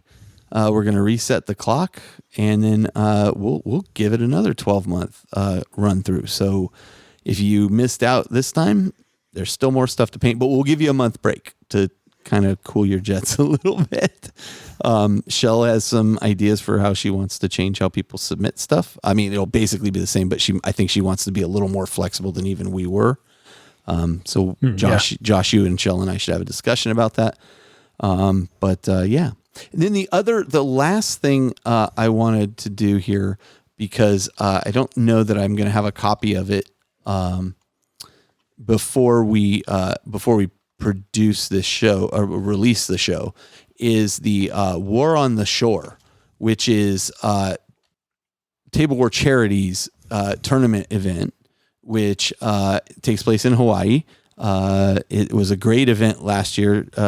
Josh and I both went to it. We had great time. It's Hawaii. It's hard not to have a good time, but got to play some 40K around there, got to meet up with friends. We got to hang out and do stuff at night. It was an absolute blast.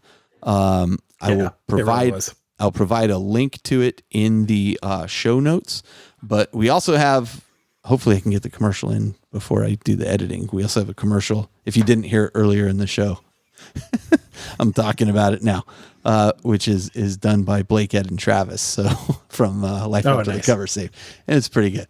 So anyway, that one will run probably for the rest of the year, so we can get people to go to the War on the Shore. I think that's it. I don't think I have anything else. I think I've touched on everything. So with that said, this is Carl. This is Josh. This is Jody. We're coming to you from the Astronomicon, where the evils that infest Mordheim must be purged by sword and flame. The Wyrdstone shards from the comet must be recovered. And where every shadow hides a heretic, every silence is a lie. Trust only the flame. And where the city of the damned might be destroyed, but the game remains ripe for the taking. Ooh, that's a good one. That's a good one. All right. Thank you so much, everybody, and we will see you next time.